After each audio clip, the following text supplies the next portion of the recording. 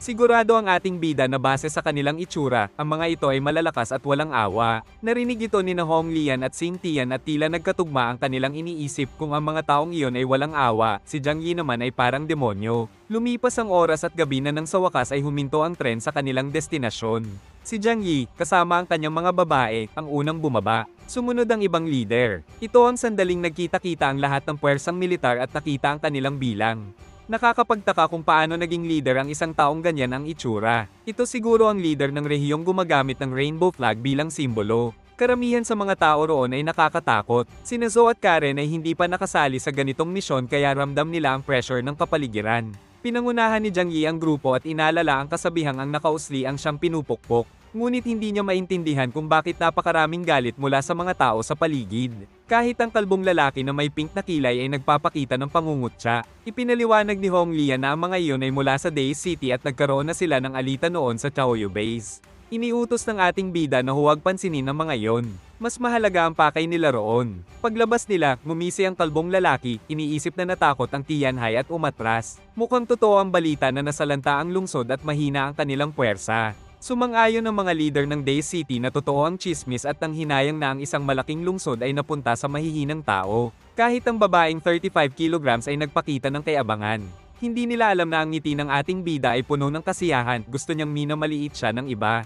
Pagpasok nila sa lungsod, kapansin-pansin ang dami ng militar. May mga gwardya sa lahat ng lugar.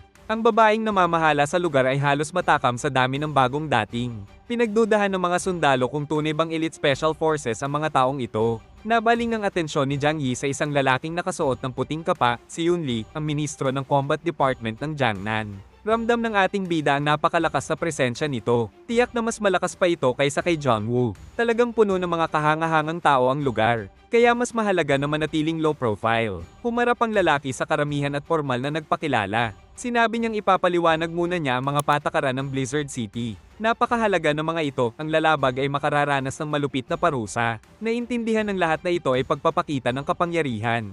Maglalaan sila ng tirahan at gaganapin ang pagpupulong kinabukasan. Sa pilitan ng pagdalo, inulit niya na hindi papayagan ang anumang paglabag sa patakaran. Nang walang kumontra, umalis siya ng may kasiyahan. Ang mga babae naman ang magsisilbing gabay sa kanila sa lungsod. Ipinaalala rin na nasa ilalim ito ng pamamahala ng militar. Nagpasalamat si Jiang Yi at sinabing wala silang problema sa pagsunod sa patakaran. Habang naglalakad, nagtanong siya kung ano ang ginagawa ng mga ordinaryong tao sa lungsod. Wala siyang nakitang sibilyan. Ipinaliwanag ng babae na lahat ay nagtatrabaho. Ang bawat isa ay may nakatalagang trabaho base sa kanilang kakayahan. Ang mga ordinaryong mamamayan ay nagtatrabaho ng 14 na oras kada araw. Nagulat siya at nagtanong tungkol sa matatanda at mga batang hindi kayang magtrabaho. Ngumiti ang babae at sinabing kung hindi kayang punan ng pamilya ang kakulangan, hindi sila karapat-dapat manirahan sa lungsod. Hindi napigilan ni Karen ang sarili at sinabing napakalupit nito. Ngunit sinabi ni Jiang Yi na naiintindihan niya ang low ika, kailangan maging praktikal sa limitadong resources. Dagdag pa ng babae, kung ang mga mag-asawang kayang mag-ambag ng higit ay magkakaroon ng mas maraming anak, hindi magiging problema ang populasyon. Ang pagkakaroon ng anak ay mahalaga sa panahong ito, pero para lamang sa may kakayahan. Kahit may low ika at efficiency, humanga si Zhou pero hindi siya sang-ayon. Ito ang lugar na tutuluyan nila. Kahanga-hanga kung paano hindi natatabunan ng nyebe ang pasukan.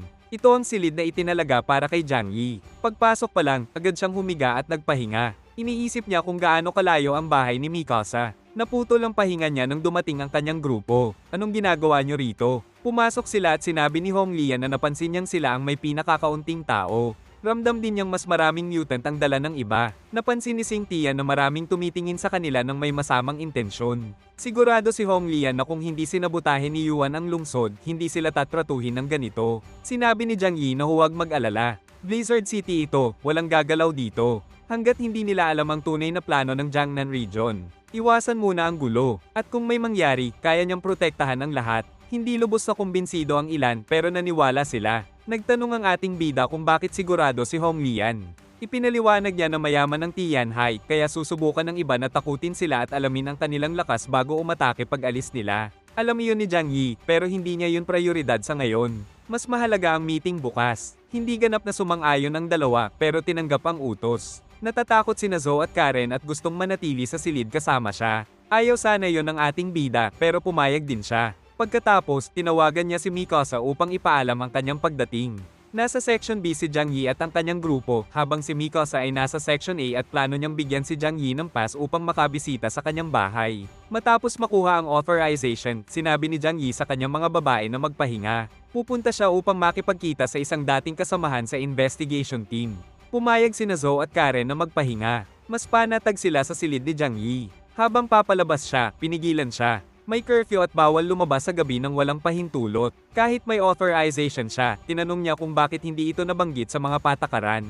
Kinabahan ng babae at sinabing baka mapag-alitan siya ng kanyang nakatataas. Sinagot ni Jiang Yi na midnight pa ang curfew at malayo pa doon. At isa siyang bisita, hindi bilanggo. Walang naisagot ang babae at pinadaan siya. Sa labas, nakita niya ang mga bakas ng paa, may iba ring lumabas bago siya. Samantala, sa opisina ni Zuzeng, nagbibigay ng ulat si Yunli.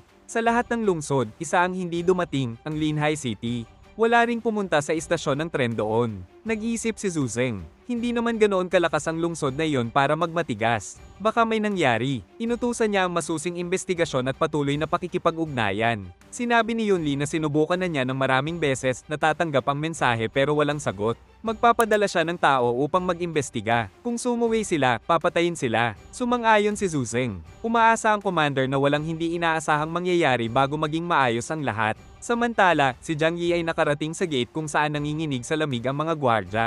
Pinabalik siya dahil walang pinapayagang lumabas sa Section B. Talaga? Ano ito sa kamay ko? Patawad po, sir. Nagkamali ako. Maawa po kayo. Nang makarating siya sa Section A, nakumpirma ni Jiang Yi na maunlad ang Blizzard City, gaya ng sinabi noon ni John Woo. Ang mga lansangan nito ay kasing sigla pa rin kahit matapos ang pagdating ng yelo. Pagdating sa bar, napansin niya na lahat ng mga taong pumapasok at lumalabas ay mga high-ranking na individual. Para itong isang club para sa mga veterano. Tinanong ng isang gwardya kung miyembro ba ng club ang ating bida. Hindi saklaw ng kanyang autorisasyon ito. Kaya tumawag si Jiang Yi sa kanyang mahalagang kontak at sinabi sa gwardya na maghintay sandali. May gustong kumausap sa iyo mula sa kabilang linya. Patawad, sir. Hindi ko dapat nagawa ang pagkakamaling ito at nakikiusap akong iligtas mo ang aking buhay. Sa isang kontentong ngiti, nakumpirma nito na napakakapakipakinabang ng identidad ni Mikasa sa lungsod na ito.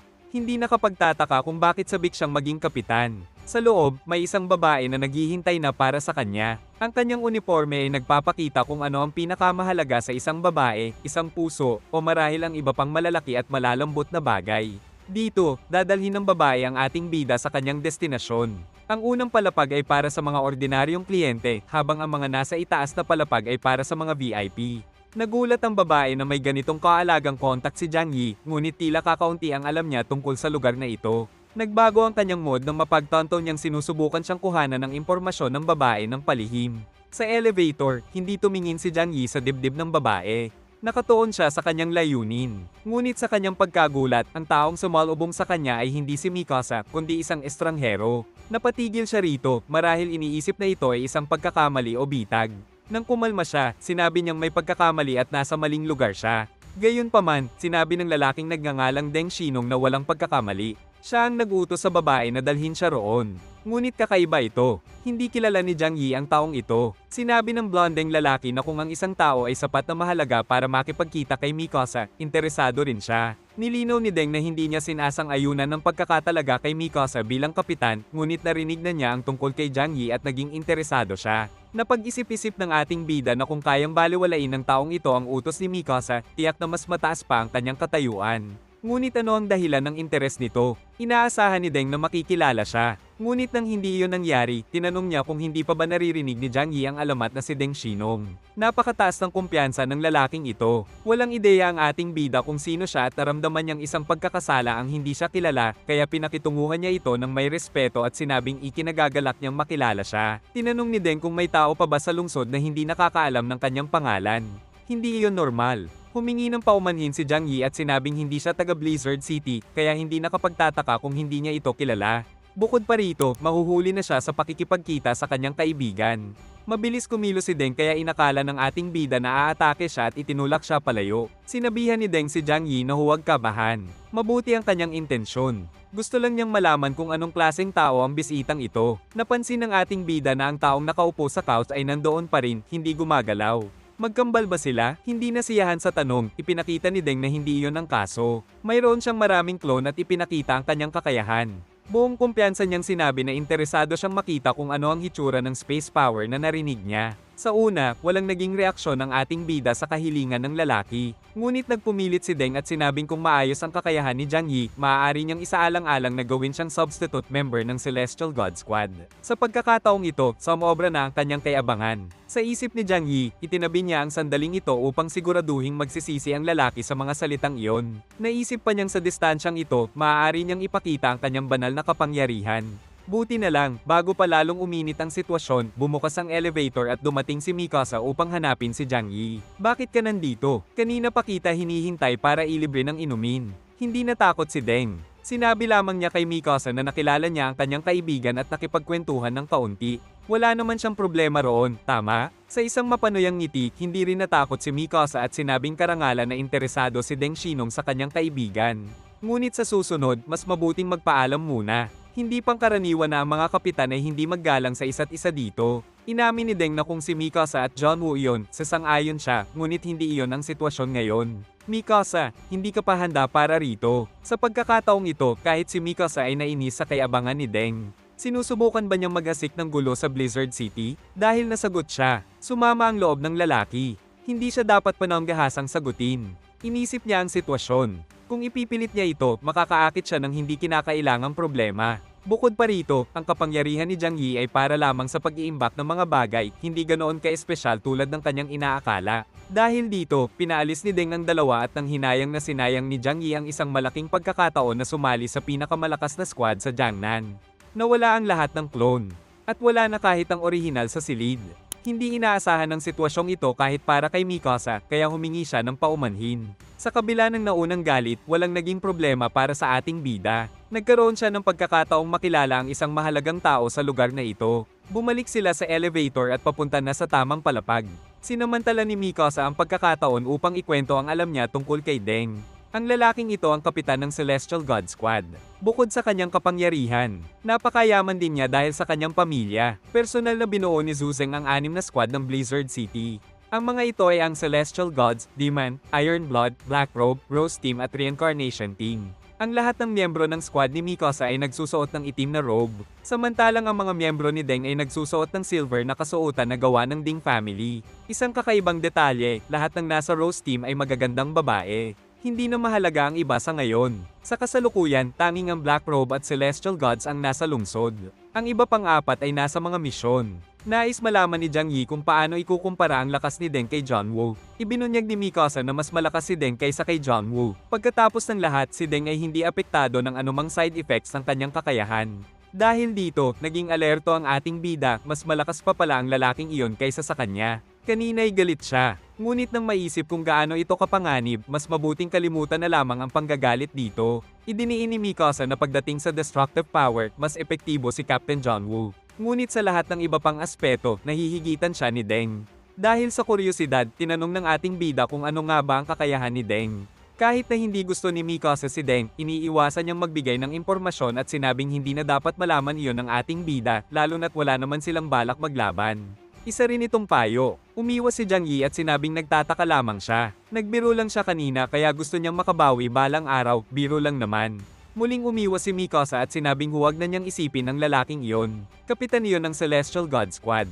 Hanggat sumusunod si Jiang Yi sa mga patakaran, wala silang magiging problema. At sa totoo lang, hindi rin niya tiyak ang kakayahan ng lalaking iyon. Kaunti lamang sa rehiyon ang nakakaalam ng mga kakayahan ng pinakamataas na ranggo. Ayaw man niyang aminin, napakalaki ng agwat nila ni na John Woo at Deng. Hindi niya nga sigurado kung mapapanatili pa niya ang kanyang posisyon bilang kapitan ng Black Robe. Sa wakas, narating nila ang ikapitong palapag na mas mababa kaysa kay Deng dahil mas mababa si Mikasa sa social hierarchy. Mapapansin na mas magulo ang kapaligiran dito. May palabas sa entablado at may isang lalaking nakikipaglaro sa masiselang bahagi ng babae. Umupo ang ating bida at sinabing medyo masigla ang lugar na ito. Sumang-ayon si Mikasa at sinabing isa ito sa kanyang mga paboritong lugar at sa lungsod ni Jiang Yi ay walang ganito. Ngunit upang hindi mawala ng composure, sinabi ng ating bida na kung gugustuhin niya, makakagawa siya ng ganitong lugar sa kanyang lungsod sa loob lamang ng ilang minuto. Nahiya si Mikasa at naalala ang kanyang sinabi. Si Jiang Yi ay halos parang emperor sa kanyang lungsod. Siyempre, kaya niyang gawin ng kahit ano roon. Inalok ni Mikasa ang menu ng inumin sa ating bida, ngunit tumanggi siya dahil hindi siya maaaring malasing at mawala ng husga sa isang mahalagang meeting. Sumang-ayon si Mikasa at umupo, sinasabing maaaring magtanong si Jiang Yi ng kahit ano. Hanggat kaya niyang sagutin, sasabihin niya. Naalala ng ating bida na wala siyang interes sa Blizzard City. Gusto lamang niyang makumpirma kung ano ang gusto ng mga taong ito mula sa kanya. Sinabi ni Mikasa na may kinalaman ito sa pagkamatay ni Captain John Woo. Dahil ito ang unang beses na nangyari ang ganitong insidente. Kaya nais ng headquarters na tiyakin na hindi na ito mauulit dahil ang pagkawala ng mga high-ranking na tao ay napakalaking kawalan. Dahil dito, sigurado siyang ang layunin ng headquarters ay pagsamahin ng mga puwersa sa rehiyon upang mas mapamahalaan at mapakinabangan ng maayos ang kanilang mga resources. Iniisip pa rin ni Jiang Yi na interesado silang mag-recruit ng mga tao at hindi ito itinatanggi ni Mikasa. Gayunpaman, mahigpit ang criteria sa screening. Hindi sila basta-basta tumatanggap ng kahit sino. Pero bukas naman ang proseso. Kahit ang mga nasa lungsod na ngunit hindi sapat ang kontribusyon ay pinapalis. Ganito sila kahigpit at ito ang dahilan kung bakit si John Woo at ang parehong may sakit na tao ay gumawa ng napakaraming misyon para sa Blizzard City. Kailangan niyang suportahan ang kanyang pamilya at nangangahulugan iyon ng pagkuha ng maraming points at misyon gamit ang profile na pinaniniwalaan nilang mayroon si Jiang Yi. Hanggat hindi siya masyadong namumukod-tangi, hindi nila ipipilit na sumali siya sa Special Forces. Bukod pa rito, kung sasali siya, magiging mahirap ipaliwanag ang report tungkol sa pagkamatay ni Yuan. Naalala ito ni Mikasa at sinabi na dahil sa lalaking iyon, nagsinungaling siya sa mga opisyal upang magkaroon pa ng mas maraming pagkakataon na makuha ang posisyon ng kapitan. Pagkatapos, uminom si Mikasa at tiniyak na hindi nila ere-recruit si Jiang Yi dahil malinaw na kulang siya sa loyalty at iyon ang pinakaayaw nila.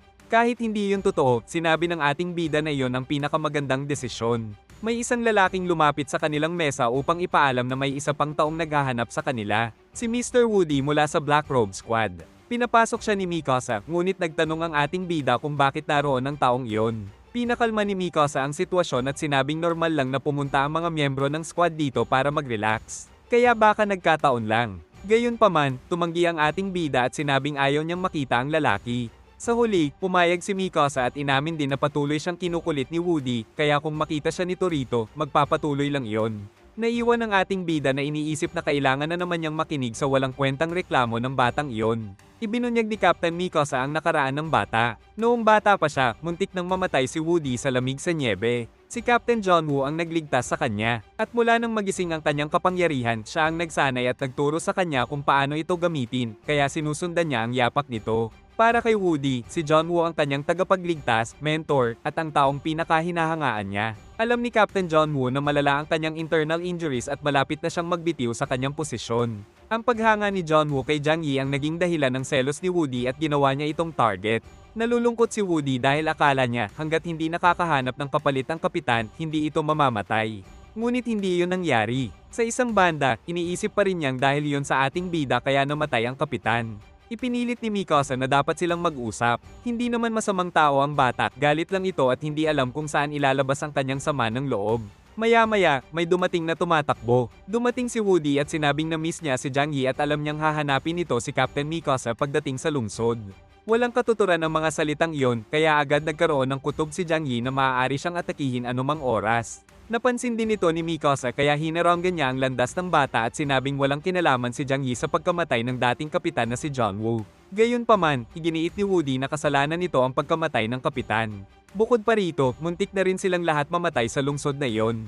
Mabigat na paratang iyon, ngunit nanatiling tahimik ang ating bida. Hindi niya sinubukang itanggi, ngunit hindi rin niya aaminin na totoo iyon. Ipinagpatuloy ni Woody at sinabing dahil ito sa lalaking iyon, siya ang nag-udyok sa kapitan na gamitin ang Ice Soul. Kung hindi dahil doon, baka ilang buwan pa sana itong nabuhay. Sana'y nakita pa nito ang kanyang asawa bago mamatay. Sana'y nagkaroon pa sila ng mas masasayang sandali kasama siya. Ngunit lahat ng iyon ay nawala. Naiinis na, sinabi ng ating bida na aalis na siya. Kung naghahanap ito ng away, wala itong makukuha. Ngunit hinaranggan siya ni Woody at sinabing may utang si Jiang Yi sa kanya. Naiirita na si Jiang Yi at tinanong kung gusto ba talaga ng bata na makipaglaban. Kumalma si Woody at sinabing alam niyang pinili ng kapitan na gamitin ang Ice Soul, ngunit hindi niya kayang lunukin ang galit. Kaya paano kung maglaban sila para mailabas niya ito at makumbinsi na si Jiang Yi ay tunay na karapat-dapat sa mga sinabi ng kapitan.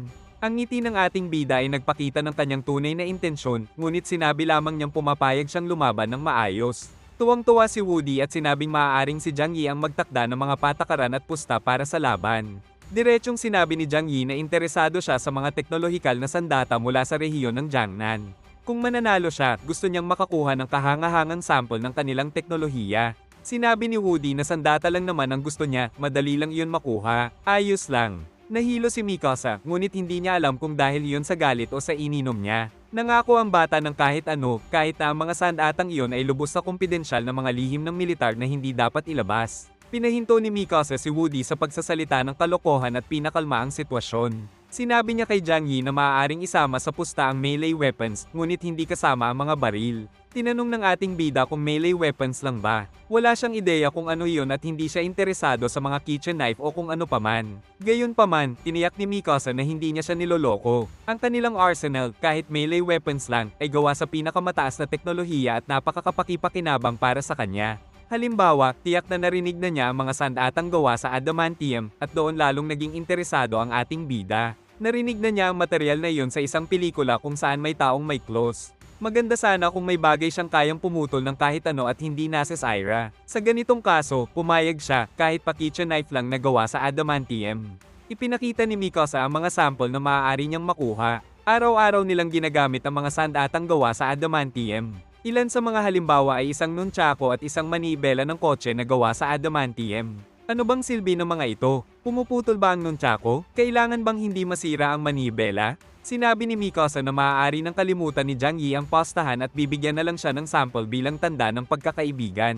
Ngunit iginiit ng ating bida na ang pusta ay pusta. Kukunin niya ang isa sa mga material na ito sa sarili niyang kakayahan.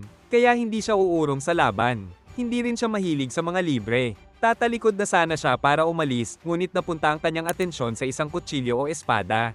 Lubos siyang naengganyo rito, maganda ito para sa depensa at opensa. Sigurado siyang iyon ang pipiliin niya. Hintayin lang nilang manalo siya sa laban. Tumingin si Woody ng diretso sa ating bida at sinabihan si Mikasa na huwag mag-alala, sisiguraduhin niyang hindi makukuha ni Jiang Yi ang alinman sa kanilang mga materyales. Ngumiti ang ating bida at tinanong kung saan gaganapin ang laban. Dito rin sila maglalaban at gagamit ng mga bote bilang sandata. Handa na silang magsimula agad at alam iyon ni Mikasa. Kaya napabuntong hininga siya at sinabing may nakalaang training field ang Blizzard City para sa labanan. Doon gaganapin ang laban. Sa puntong iyon, sinabi ni Jiang Yi na pumunta na sila agad. Hindi naman naabot ng 1 minuto. Halatang puno ng excitement si Woody, handa na siya sa laban. Naroon na sila ngayon sa isang arena na maliwanag na parang araw kahit gabi na. Pagdating nila, humanga ang ating bida sa material na ginamit sa arena. Mukhang mas matibay ito kaysa karaniwan. Magiging interesante kung may makapagsusuri nito. Kaya tinanong niya kung maaari siyang tumawag ng ilang manunood. Nag-alinlangan si Mikasa at tinanong kung hindi siya pinagkakatiwalaan ni Jiang Yi, ngunit sinabi ng ating bida na hindi iyon ang dahilan.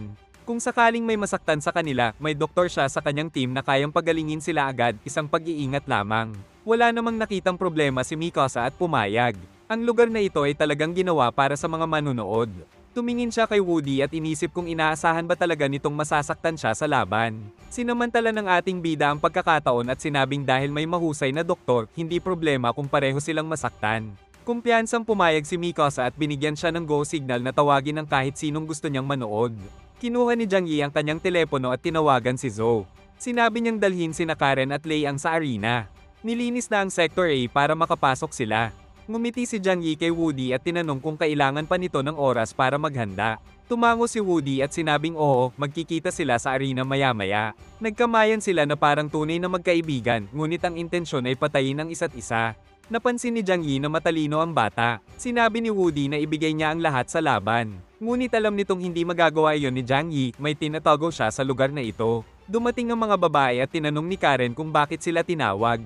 Sinabi ni Jiang Yi na lumayo sila ng kaunti para mag-usap. Pagkalayo nila, nagsimula siyang magpaliwanag. Nagtaka pa si Woody kung ano ang napakahalaga at kinailangan pang dalhin ng ating bida ang kanyang mga kasama. Iminwestro ng ating bida na lumapit pa sila upang walang ibang makarinig.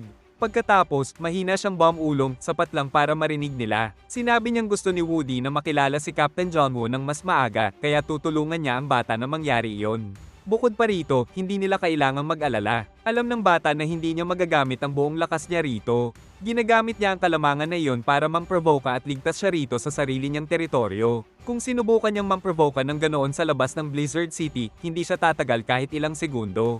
Makikita niya agad ang kanyang minamahal na kapitan. Nagalit si Karen at sinabing kasuklam-suklam ang batang iyon. Paano nito nagagawang paulit-ulit na i-provoke si Jiang Yi gayong wala naman itong ginagawang masama sa kanya? Galit na galit si Uncle Yu. Gusto ng bata na makipaglaban sa isang taong may disadvantage, anong klaseng karangalan ang makukuha sa panalo na ganoon? Pagkatapos, ibinunyag ng ating bida na hindi mahalaga ang laban mismo. Ang tunay na dahilan kung bakit niya sila dinala roon ay para maimbestigahan ni Karen ang lugar. Gusto niyang alamin kung paano itinayo ang arena at kung anong mga kahangahangang materyales ang ginamit dito. Bihira ang pagkakataong makapasok sa lugar na ito, kaya dapat sulitin niya ito at suriin ang lahat ng mukhang interesante sa lungsod na ito. Nang maintindihan ng kanyang misyon, sumagot ang babae, mission accepted. Matagal nang pinagmamasdan ni Mikasa ang grupo ni Jiang Yi. Napansin niyang madami itong sinasabi kaya medyo nag-alala siya. Binalaan niya si Woody na mag-ingat. Dapat alam nito kung gaano kalakas si Jiang Yi. Kahit hindi nagawang tamaan ni Yuan ang ating bida noon, sigurado si Woody na kaya niya. Punong-puno ng kumpiyansa ang bata at sinabing, oo naman. Inaangkin niyang naunawaan na niya ang kakayahan ni Jiang Yi. Wala raw karanasan sa labanan si Yuan kumpara sa kanya. Ngayong alam na niya kung paano gumagana ang mga kapangyarihan at may karanasan na siya. Mananalo siya. Pagkatapos ng lahat, hindi lang sa kapangyarihan nakasalalay ang tagumpay, nasa isip din ito sa sikolohiya at karanasan ng mandirigma. Bukod pa roon, mayroon siyang motibasyon ngayon. Hindi niya mapapatawad ang sarili kung hindi niya matatalo si Jiang Yi sa laban na ito. Hindi natuwa si Mikasa sa mga sinabi niya. Siguradong may mangyayaring problema. Hindi na siya makapaghintay. Dadalhin niya si Jiang Yi para magbihis, habang si Woody naman ay dapat magsimulang mag-warm up. Tumango ang bata at sinabing walang magiging problema. Lumapit si Mikasa sa ating bida at sinabing oras na para magpalit siya ng damit. Nagulat si Jiang Yi, hindi niya alam na kailangan din pala niyang magpalit para sa laban. Ipinaliwanag ng kapitan na kailangan niyang isuot ang special training suit dahil pinapalakas nito ang atak at pinapatibay ang depensa para siguradong hindi siya mamatay sa laban. Sinilip ng ating bida ang suit at pumayag. Kukuha rin siya ng sample para sa sarili niya, ibig sabihin, gagamit siya ng suit. Pumunta sila sa locker room kung saan maraming locker, lahat nakalock at mabubuksan lamang gamit ang fingerprint ng may-ari. Nang buksan ni Mikasa ang kanyang locker, may uniforme doon na siya lang ang pwedeng gumamit pero papahiramin niya si Jiang Yi bilang pabor. Nang hawakan ng ating bida ang suit, napansin niyang mas mabigat ito kaysa sa itsura nito. Mas makapal din ito at mukhang gawa sa high-tech na material. Naging interesado siya, ngunit may panganib, maaaring makolekta at malag ang kanyang personal data kung gagamitin niya ito. Gayunpaman, dahil hindi nakabase sa pisikal ang kanyang kapangyarihan, hindi ito magiging problema. Pagtingin niya sa salamin, nasiyahan siya sa fit ng suit, perpekto ang hulma nito sa katawan. Napansin din niya ang isang button sa palso. Nang pindutin niya ito, agad na na-activate ang epekto ng suit. Bigla niyang naramdaman na mas malakas at mas mabilis siya. Dahil sa kuryosidad, tinanong niya ang kapitan kung ano ang material ng suit. Ngumiti ng may halong sarcasmo si Mikasa at sinabing gawa ito sa lihim na fibers mula sa material na hindi niya kilala at chainmail mula sa isang bagay na hindi niya matutuklasan. Hindi nasiyahan sa sagot, tinanong ng ating bida kung marami pa bang ganitong tech suits at kagamitan sa lugar. Sumang-ayon si Mikasa, kung gusto niyang gamitin ang mga iyon, kailangan niyang sumali sa squad para magkaroon ng access. Agad namang ngumiti ang ating bida at sinabing hindi siya interesado. Ayaw na niya sa suit at wala na rin siyang pakialam kung ano ang gawa nito. Sinabi ni Mikasa na ayos lang iyon at maaari na silang pumunta sa arena. Pagdating nila roon, naghihintay na ang kanyang kalaban sa gitna ng arena. Mukhang matagal na itong nag-warm up at ngayon ay nagpapalamig na lang. Sinabihan ni Mikasa si Jiang Yi na huwag kalimutang huwag sosobra sa laban. Bago pumasok, sinabi ng ating bida na ibibigay niya ang kanyang phone sa isa sa kanyang teammates para hindi ito masira. Doon napagtanto ni Mikasa na hindi nagtitiwala ang ating bida sa security system ng Blizzard City. Ibinigay ni Jiang Yi ang telepono kay Karen para hawakan, ngunit ang tunay niyang intensyon ay mahawakan ng babae ang suit at gamitin ang kanyang kapangyarihan upang suriin ito. Naintindihan ng babae ang Senadorias, hinawakan ito, at agad na gumana ang kanyang kakayahan. Lumayo si Jiang Yi na kontento, at binati siya ng babae ng good luck. Lumapit si Mikasa sa mga babae at iminungkahing manood sila mula sa ikalawang palapag. Samantala, sa arena, dumating na si Jiang Yi at kaharap na si Woody. Sinabi niya, medyo maliit ang lugar na ito. Mukhang mahirap gumalaw dito. Sumagot ang bata na hindi na pala blonde ngayon na hindi iyon problema. Pumikit siya at pinitik ang kanyang daliri at biglang lumawak ang arena ng paulit-ulit, naging napakalaki. Napaisip ang ating bida kung espesyal bang kakayahan ito ng arena. Humanga rin ang mga nanunood. Ipinaliwanag ni Mikasa na ito ay kakayahan ng Arena Manager, isang space-related ability na napakalakas. Hindi alam kung may ibang audience pa, ngunit si Deng at dalawa pang tao ay nanunood sa laban na malapit ng magsimula. Nagkomento si Deng kay Jiang Yi na kung matatalo niya si Woody, bibigyan niya ito ng isa pang pagkakataon na sumali sa Celestial God Squad. Mukhang hindi napapansin ng ating bida na maraming nanonood sa laban. Sa isang pang VIP room, pinagmamasdan ng commander ang laban na magsisimula na. Nang ideklara ang duel, nagulat ang lahat. Biglang naglabas si Jiang Yi ng dalawang sandata mula sa kanyang dimensional space at agad nagpaputok. Ang kanyang mga bala ay nag-iiwan ng liwanag sa hangin na parang laser. Ginamit ni Woody ang kanyang kakayahan at lumutang, saka nagpakawala ng energy bullets upang salagin ang bawat bala. Napansin ng ating bida na gumaling na si Woody, napaka-accurate nito. Patuloy na nagpaputok ang ating bida. Sumigaw si Woody na hindi siya masasaktan ng ganitong uri ng atake at saka naglunsad ng mas malakas na atake. Sinabi ni Jiang Yi, sige, at hinaranggan ito gamit ang portal. Namangha ang mga tao, ngayon lang nila nakita ang kakayahang iyon na ginamit sa ganitong paraan. Nagtaka sila kung may limitasyon ba ito. Isang lalaking may balbas ang natuwa at gustong makalaban si Jiang Yi, ngunit sinabi ng babaeng may asul na buhok na bihira ang ganitong tao. Kung matatakot siya, sayang lang. Sumang-ayon ang lalaking may balbas, hindi magandang takutin ang mahihina. Samantala, si Deng Xinong ay hindi interesado sa combat power ni Jiang Yi, kundi sa support capability nito para sa mga supply ng squad. Nais din niyang malaman kung paano gumagana ang spatial power nito. Patuloy na inaatake ni Woody ang ating bida habang iniisip na ang pinakamalakas na alas nito ay ang divine power na maaaring pumatay sa gumagamit. Naalala niyang kapag ginagamit ito, nagbabago ang espasyo sa paligid. Kaya kung makita niya ito agad, maiiwasan niya. Nang maubusan ng bala si Jiang Yi, naisip ni Woody na ito na ang pagkakataon. Naglunsad siya ng maraming atake mula sa iba't ibang direksyon. Hindi lang sa harap, mula sa lahat ng panig. Ginamit ng ating bida ang kanyang dimensional power, ngunit nag-adjust ang atake ni Woody at pumaling mula sa gilid. Sigurado na sanang tatama ito. Bago tumama, sumigaw si Woody at tinanong kung kayang depensahan yon. Ito ang kanyang special move. Hinigpitan niya ang kamao at tumama ang atake, nagdulot ng napakalakas na pagsabog at malaking fireball. Uminit ang buong arena. Nayanig ang mga nanunood. Si Lei Ang, kahit nagtitiwala sa kanyang leader, ay natakot. Ngunit nanatiling kalmado sina Uncle Yu at Chun, kahit tense din sila. Hindi alam ng iba kung nakaiwas ba si Jiang Yi. Nang mawala ang usok, nagulat sila, nagteleport lang pala ang ating bida sa gilid. Casual niyang itinaas ang kanyang baril at pinuri ang galaw ng bata, ngunit sinabi ring wala itong silbi. Muli siyang nagpaputok habang hinaharangan ni Woody gamit ang energy blasts. Ngayon lang nakita ng mga tao na ginagamit niya ang kanyang kapangyarihan sa teleport bukod sa pag-store at humanga sila. Nagbibigay rin ito sa kanya ng mataas na mobility. Ngunit sinabi ng lalaking may balbas na hindi yun kahanga-hanga. Nakakatakbo lang siya gamit yun, wala itong destructive force, kaya walang silbi. Habang may mga pumupuna, humanga naman ang commander. Ang kakayahang magdugtong ng dalawang lugar at dumaan dito ay napakahanga. Ngunit na-curious siya kung paano ito magagamit sa opensa. May isang sundalo ang nagsabi na pakiramdam niya ay may tinatagong mas malakas na galaw si Jiang Yi at ayaw pa itong ipakita. Isinaalang-alang iyon ni Jiang Yi. Ang mga sundalo ay pinakamahusay ng Blizzard City, kung sinabi nila iyon, may dahilan. Dagdag pa ng sundalo, mukhang kalmado at kontrolado si Jiang Yi. Parang hawak niya ang sitwasyon. Siguradong mas malakas siya kaysa sa ipinapakita niya. Hindi yun itsura ng kumpiyansa, itsura yun ng taong alam na mananalo siya. Para siyang nakikipaglaban sa bots at napakadali ng lahat. Dahil dito, napagtanto ng commander na hindi simpleng tao si Jiang Yi tulad ng sinabi ni Mikasa. Sa paraan ng pakikipaglaban niya, nakita niyang ang kakayahang mag-imbak ng napakaraming bala at supply ay maaaring gawing sundalo si Jiang Yi na kayang lumaban ng ilang oras o kahit ilang araw. Napakalaki ng support power nito na hindi na mahalaga ang kakulangan sa raw attack strength. Habang hinaharangan ni Woody ang mga bala, tinanong niya kung ang plano ba ni Jiang Yi ay pahinain siya sa paglipas ng oras at manalo sa ganoong paraan. Bago pa siya masagot, tumalon siya sa ere at sinabing inaasahan na niya iyon, walang bago. Nagulat ang ating bida dahil bago tumalon si Woody, naubos na niya ang enerhiya ng bata. Ngunit ngayon, nagagawa pa rin ito ang galaw na iyon ng napakadali. Habang nasa himpapawid, sumigaw si Woody na ito na ang limitasyon ng spatial ability ng ating bida. Kaya ngayon, ilalabas na niya ang kanyang bagong atake. Napakalakas ng sigaw niya kaya narinig ng lahat. Sinabi niyang kung kakayanin ni Jiang Yi ang galaw na ito, aaminin niyang mas malakas ito. Ang kapangyarihang ito ay ginawa partikular laban sa kanya, isang pagsabog ng micro-attacks. Mahigit 300,000 floating cannons na microscopiko ang laki, ang aatake mula sa lahat ng direksyon.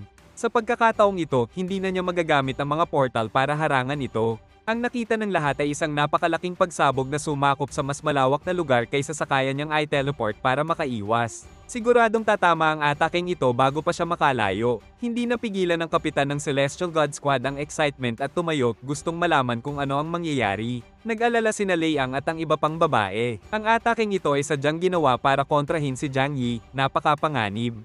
Naghintay si Woody na ideklara agad ang kanyang tagumpay. Ngunit nang mawala ang usok, natulala siya. Ang nakita niya, ang ating bida ay walang kahit anong pinsala. Pagkakita nito, tumayo rin si Deng Xinong at sinabing napaka-interesante nito. Mas matalino at mas malakas si Jiang Yi kaysa sa sinasabi sa mga ulat. Naintriga rin ng commander. Ayon sa mga report, hindi dapat niya kayang makaiwas sa ganitong klaseng atake. Isang sundalo ang nagsabing naiintindihan niya ang nangyari. Ayon sa kanya, napaka-interesante ng kakayahan ng lalaking ito, pinataas niya ang kanyang depensa sa ganitong paraan. Nang sumabog ang atake, nagawa niyang magbukas ng mga portal sa lahat ng direksyon at tuluyang i-absorb ang buong atake. Inutusan ng commander ang monitoring system na i-rewind ang footage at i-slow motion nito. At ang nakita nila ay eksaktong tulad ng sinabi ng sundalo, isang bilog na bomb alot sa buong katawan niya at hiniranggan ng atake mula sa lahat ng anggulo. Para itong isang circular portal. Namangha ang commander dahil nangangahulugan ito ng absolute defense. Ngunit sinabi ng sundalo na walang ganap na absolute defense sa mundong ito, kung mukhang ganoon, ibig sabihin lang ay hindi sapat ang lakas ng atake para mabasag ito. Sa kabila ng lahat ng opinyon, sinabi ng babae na ito ay isang uri ng duwag na paraan. Hindi raw niya kayang manalo sa duel ng ganoon, puro depensa lang. Si Woody, na walang ideya sa nangyari dahil wala siyang access sa impormasyong iyon, ay sumigaw na imposible ito. Pinag-aralan niya ang lahat upang malikha ang ataking iyon laban kay Jiang Yi. Sinabi niyang kung ganoon siya kagaling, gawin niya ulit yon. Kaya naghanda siyang ulitin ng parehong atake. Hindi nagatubili ang ating bida at agad na inactivate ang portal sa paligid niya bago pa man lumapit ang atake. Naiinis. Sumigaw si Woody na tigilan na ang puro salita at may gawin na talaga. Habang patuloy ang mga pagsabog sa paligid niya, iniisip ni Jiang Yi na kung hindi lang siya nagpipigil, matagal na niyang ginamit ang bagong lethal attack laban sa bata. Ngunit hindi karapat-dapat sa kamatayan si Woody, isa pa iyon sa dahilan kung bakit hindi niya ginagawa. Inilabas niya ang kanyang baril at nagpaputok ng isang eksaktong bala papunta kay Woody. Tumama ito sa dibdib at nailigtas siya ng suit mula sa agarang kamatayan. Ngunit dahil sa natamong pinsala, idineklara ang kanyang pagkatalo. Ang nanalo sa duel ay si Jiang Yi. Nakuha ni Woody ang isa sa mga projectile na ginamit ni Jiang Yi at nagulat siya sa nakita. Isa itong origin bullet. Tinanong niya kung paano siya nakakuha ng ganoon. Hindi sumagot ang ating bida, sinabi lang niyang tapos na ang laban. Mula sa malayo, sinabi ni Deng Xinong na napakatalino ng lalaking ito. Nais niyang mapasali si Jiang Yi sa kanyang Celestial God Squad. Iniisip pa nga niya kung sino ang tatanggalin para magbigay ng pwesto, marahil si Lu Yinghao, dahil mas mahina ito kaysa kay Jiang Yi. Sinabi ng lalaking may balbas na ginamit ni Jiang Yi ang ordinaryong bala para guluhin at pababain ang guard ng bata, saka ginamit ang origin bullet para manalo. Kulang pa sa karanasan si Woody sa laban. Ayon sa kanya, kung isa sa kanila ang nasa arena na mas may karanasan, hindi na sana nakapagpaputok pa si Jiang Yi. Sa kanilang tatlo, direktang pinuri siya ng babae at sinabing may talento at karanasan si Jiang Yi. Ang commander, na nanood din ng laban, ay nagsabing mali ang kanyang naging assessment. Hindi tama ang mga ulat. Ngayon, hindi siya sigurado kung si Mikasa ang nagbigay ng maling report o sadyang tinago lang ni Jiang Yi ang kanyang kakayahan. Pagkatapos, tinanong niya ang babae kung bakit may origin bullet ang batang iyon. Wala siyang sagot, maaaring nakuha niya ito nung nasa lungsod niya ang Black Robe Squad, ngunit haka-haka lang iyon. Tatanungin na lang niya mismo si Jiang Yi at si Mikasa. Sa kabila nito, kinilala ng commander ang kanyang talento. Iminungkahi ng babae na agad ilipat si Jiang Yi sa Blizzard City at ilagay sa isang squad para sanayin. Ngunit tumanggi ang commander. Isa siyang mahalagang leader sa lungsod ng Tianhai at ngayong nabawasan ang kanilang puwersa, napakahalaga niya roon. Habang iniisip ng lahat kung gaano kahanga-hanga ang ating bida, lumapit si Mikasa upang pasalamatan siya sa pagpigil sa sarili at hindi pagpapakita ng buong kakayahan. Sasamahan siya nito upang habarin ang suit at ibalik ito. Iniisip ng ating bida na maganda sana kung mapapasakan niya ang suit. Ngunit dahil nasuri na ito ni Karen, tiyak na makakagawa siya ng kopya para sa kanya. Nasa likod ni Jiang Yi si Karen at alam niya kung ano ang iniisip nito. Sa isip niya, maaasahan siya nito. Ang ekspresyon ng ating bida ay nagpapakita na sigurado siya roon. Makalipas ang ilang sandali, ibinalik niya ang suit at nagsuot muli ng kanyang normal na damit. Pagbalik niya, nakita niyang kausap ni Woody si Mikasa sa hallway. Napansin niyang wala na ang galit sa mata ng bata tulad ng dati. Nabawasan ng kumpiyansa nito, ngunit sinabi ng kapitan na hindi siya dapat malungkot. Maganda ang kanyang combat experience, ngunit hindi sapat para talunin ang isang mutant na tulad ng ating bida. Sumingit ang ating bida at sinabing kukunin na niya ang kanyang gantimpala. Sumenya si Mikasa sa kanyang kasama na dalhin ang napili ni Jiang Yi. Lumapit ang babae dala ang isang malaking case at halatang hindi masaya. Diretso niya itong inabot sa ating bida. Halata sa mukha niyang naiinis siya, ngunit wala itong pakialam. Nakatuon lang siya sa kanyang gantimpala. Ngunit pinigilan siya ni Mikasa at sinabing mas mabuting bumalik muna sila bago niya ito tingnan. Naintindihan niyo ng ating bida at inilagay ang item sa kanyang dimensional space.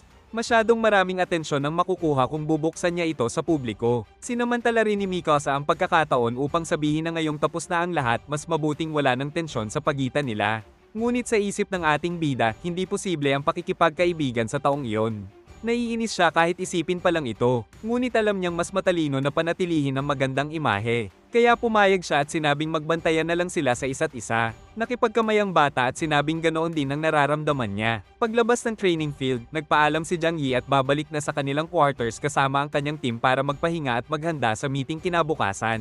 Sumang-ayon si Mikasa at sinabing maganda kung magkikita sila muli bukas para sa isa pang meeting. Pumayag si Jiang Yi at sinabing baka uminom pa sila. Matagal nang pinagmamasdan ni Deng ang lahat at napagtanto niyang mas may kakayahan si Jiang Yi kaysa sa inaakala niya. Ngunit impulsive ang bata, hindi iyon ang kanyang estilo. Inutusan niya ang babae na puntahan si Jiang Yi mamaya at dalhin ito sa kanyang tahanan para sa isang meeting. Siguraduhin din itong makita ng ating bida ang rangkang board ng lungsod upang maintindihan kung gaano kahalaga si Deng. Sigurado si Deng na kapag naunawaan ng ating bida kung gaano siya kalakas at kung gaano karaming benepisyo ang maibibigay niya, tatanggapin nito ang alok. Habang pabalik sa kanyang silid, malalim ang iniisip ng ating bida tungkol sa espada na nakuha niya. Tiyak na mas maganda ito kaysa sa ginagamit ni Professor Liang na minsan niyang hinihiram. Iniisip din niya ang laban at umaasang hindi ito nakakuha ng sobrang atensyon mula sa mga mataas na opisyal ng Blizzard City.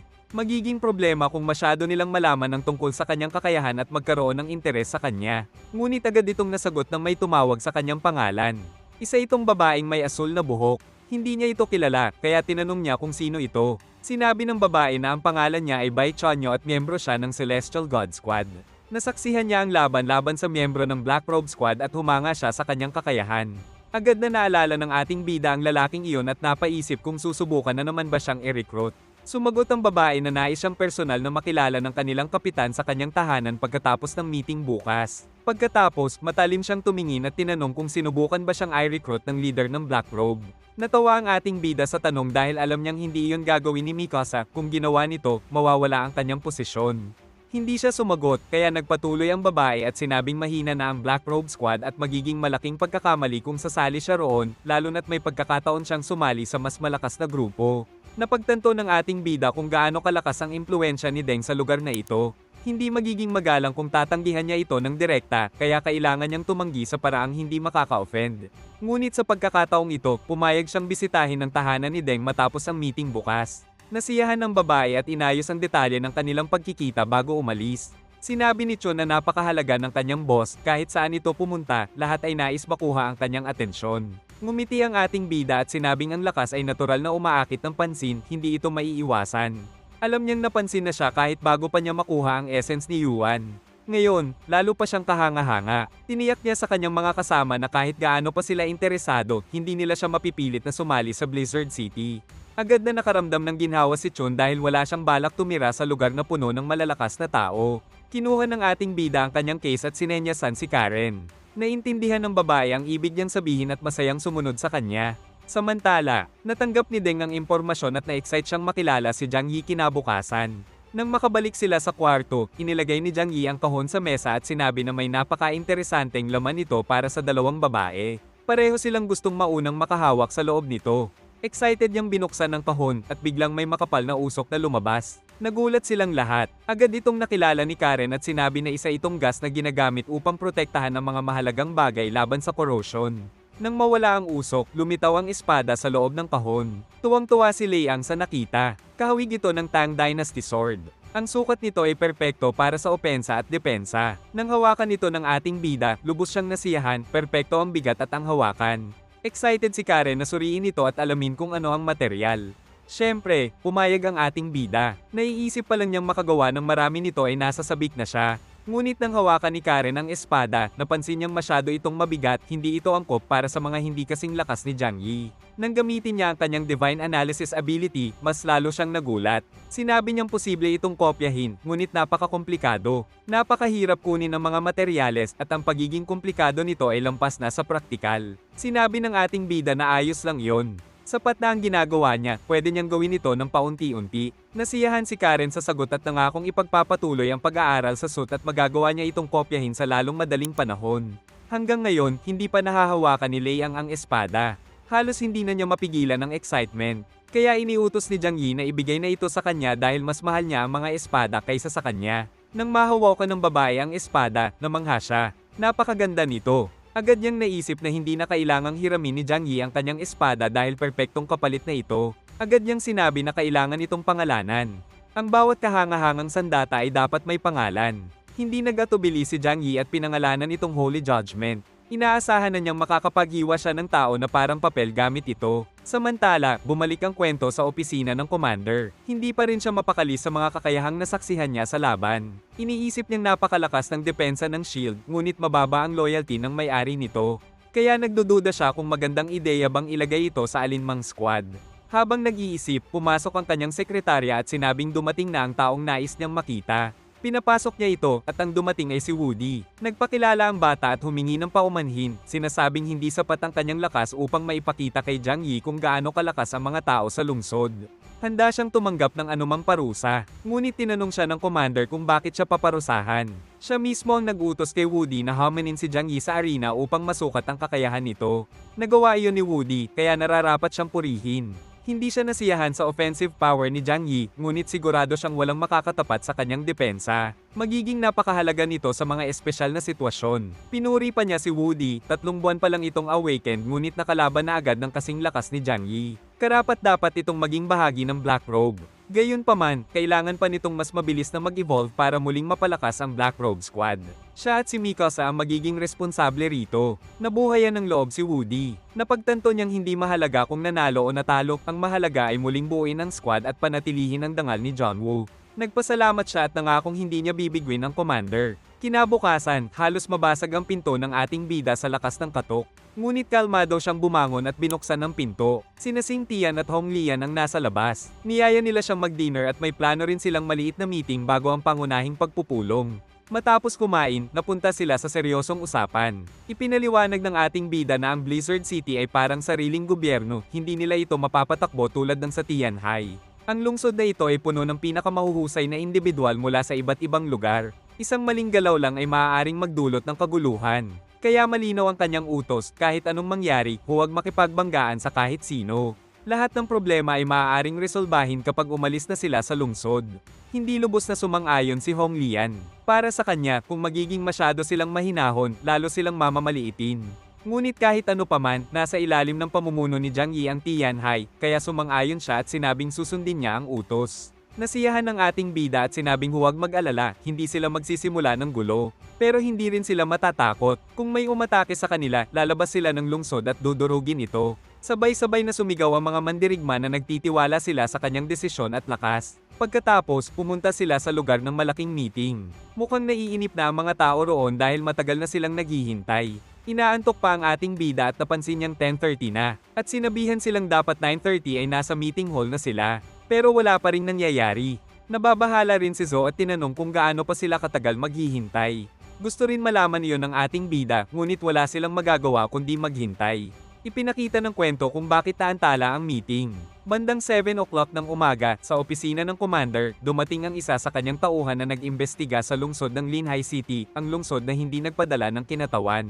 Ang dahilan, lahat ng faction doon ay pinatay. Nagulat ang commander. Kahit hindi ganoon kalakas ang lugar, sino ang kayang gumawa nito? Ipinaliwanag ng tauhan na 4 sila na ipinadala. Ngunit inatake sila. Isa lang ang nakaligtas. Ayon dito, ang mga kalaban ay nagsasalita ng Japanese. Napatigil ang commander, mga taga-Japan. Ayon sa intel, maliit lang ang grupo, posibleng advanced team o maliit na military unit na sumakop sa lungsod.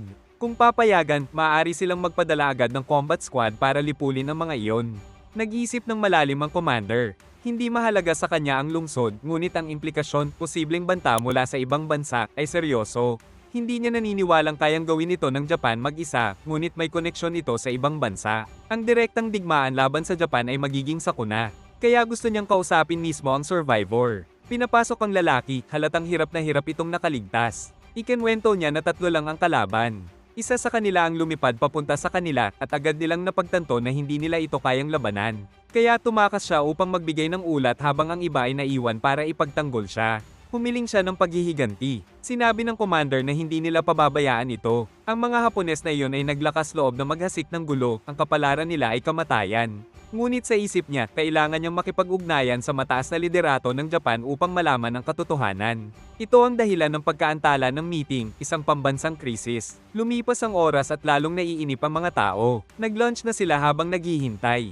May mga nagrereklamo, iniisip kung niloloko ba sila ng Blizzard City. Makikitang may mga pagkain sa harap ng bawat isa at sa tabi ng matabang si Chun ay tambak ang mga kahon, patunay kung bakit siya mataba. Naiinis siyang nagtatanggal ng pagkain sa ngipin at iniisip kung bakit kakaunti ang pagkain ng iba.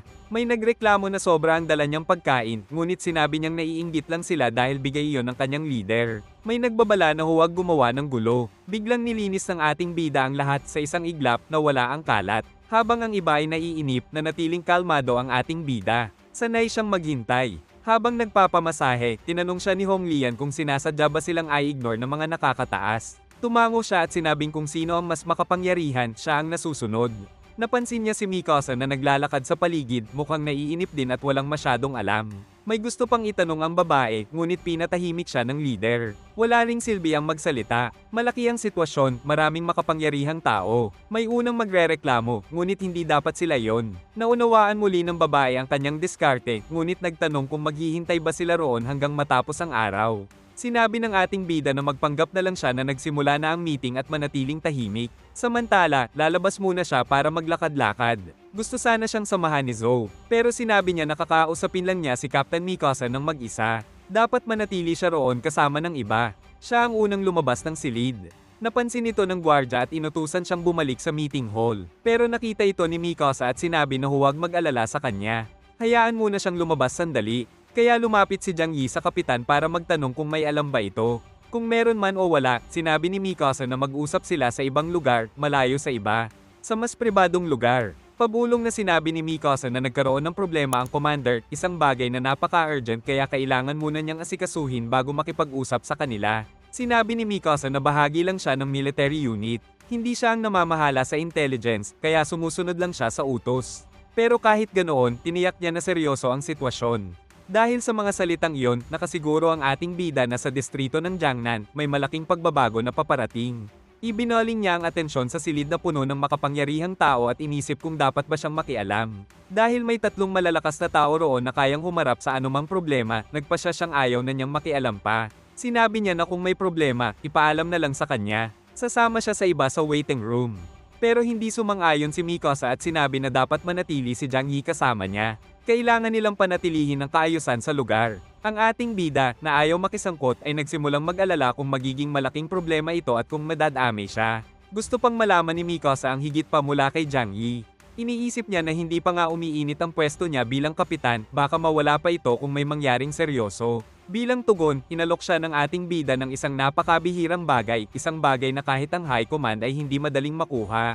Tunay itong pambihira. Sinindihan niya ito at sinabing kahit bihira ito, kailangan pa ring gamitin. Hindi pwedeng itago lang habang buhay. Saglit silang nag-relax at pinainit ang sarili gamit ang usok. Maya-maya, napansin nila ang malaking kaguluhan sa may pintuan ng gusali. May nag-aaway. Pero sinabi ni Mikasa na hindi siya makikialam. Hanggat hindi sinisira ang gusali, hindi niya problema yon, trabaho iyon ng mga gwardya. Gayunpaman, nabanggit niya na narinig niyang ang mga nag-aaway ay mula sa lungsod ng ating bida. Nainis si Jiang Yi dahil malinaw niyang ipinagbawal ang gulo habang naroon sila. Kahit hindi interesado si Mikasa, tumakbo si Jiang Yi para tingnan ang nangyayari. Sa labas, may malaking crowd na sumisigaw, lakasan pa, lumaban pa, huwag sumuko, ibigay ang lahat. Ginamit ng kapitan ng kanyang autoridad, isang simpleng ubo lang at agad siyang pinadaan ng mga tao. Ang nag-aaway ay ang leader ng base mula sa rehiyon ni Jiang Yi at ang leader mula sa kalbong lalaki na may pink na balbas. Ang inis ng ating bida ay napalitan ng sorpresa. Marami na siyang narinig tungkol sa alitan ng Jianming at ng mga teritoryo sa ilalim ng puwersa ni Wei Dinghai. Ngayong patay na si Wei Dinghai, mukhang sinusubukan ng mga ito na apakan ng isang bumagsak na. Ipinakita ng gwardya ang respeto kay Captain Mikasa, kaya tinanong niya kung sino ang nagsimula.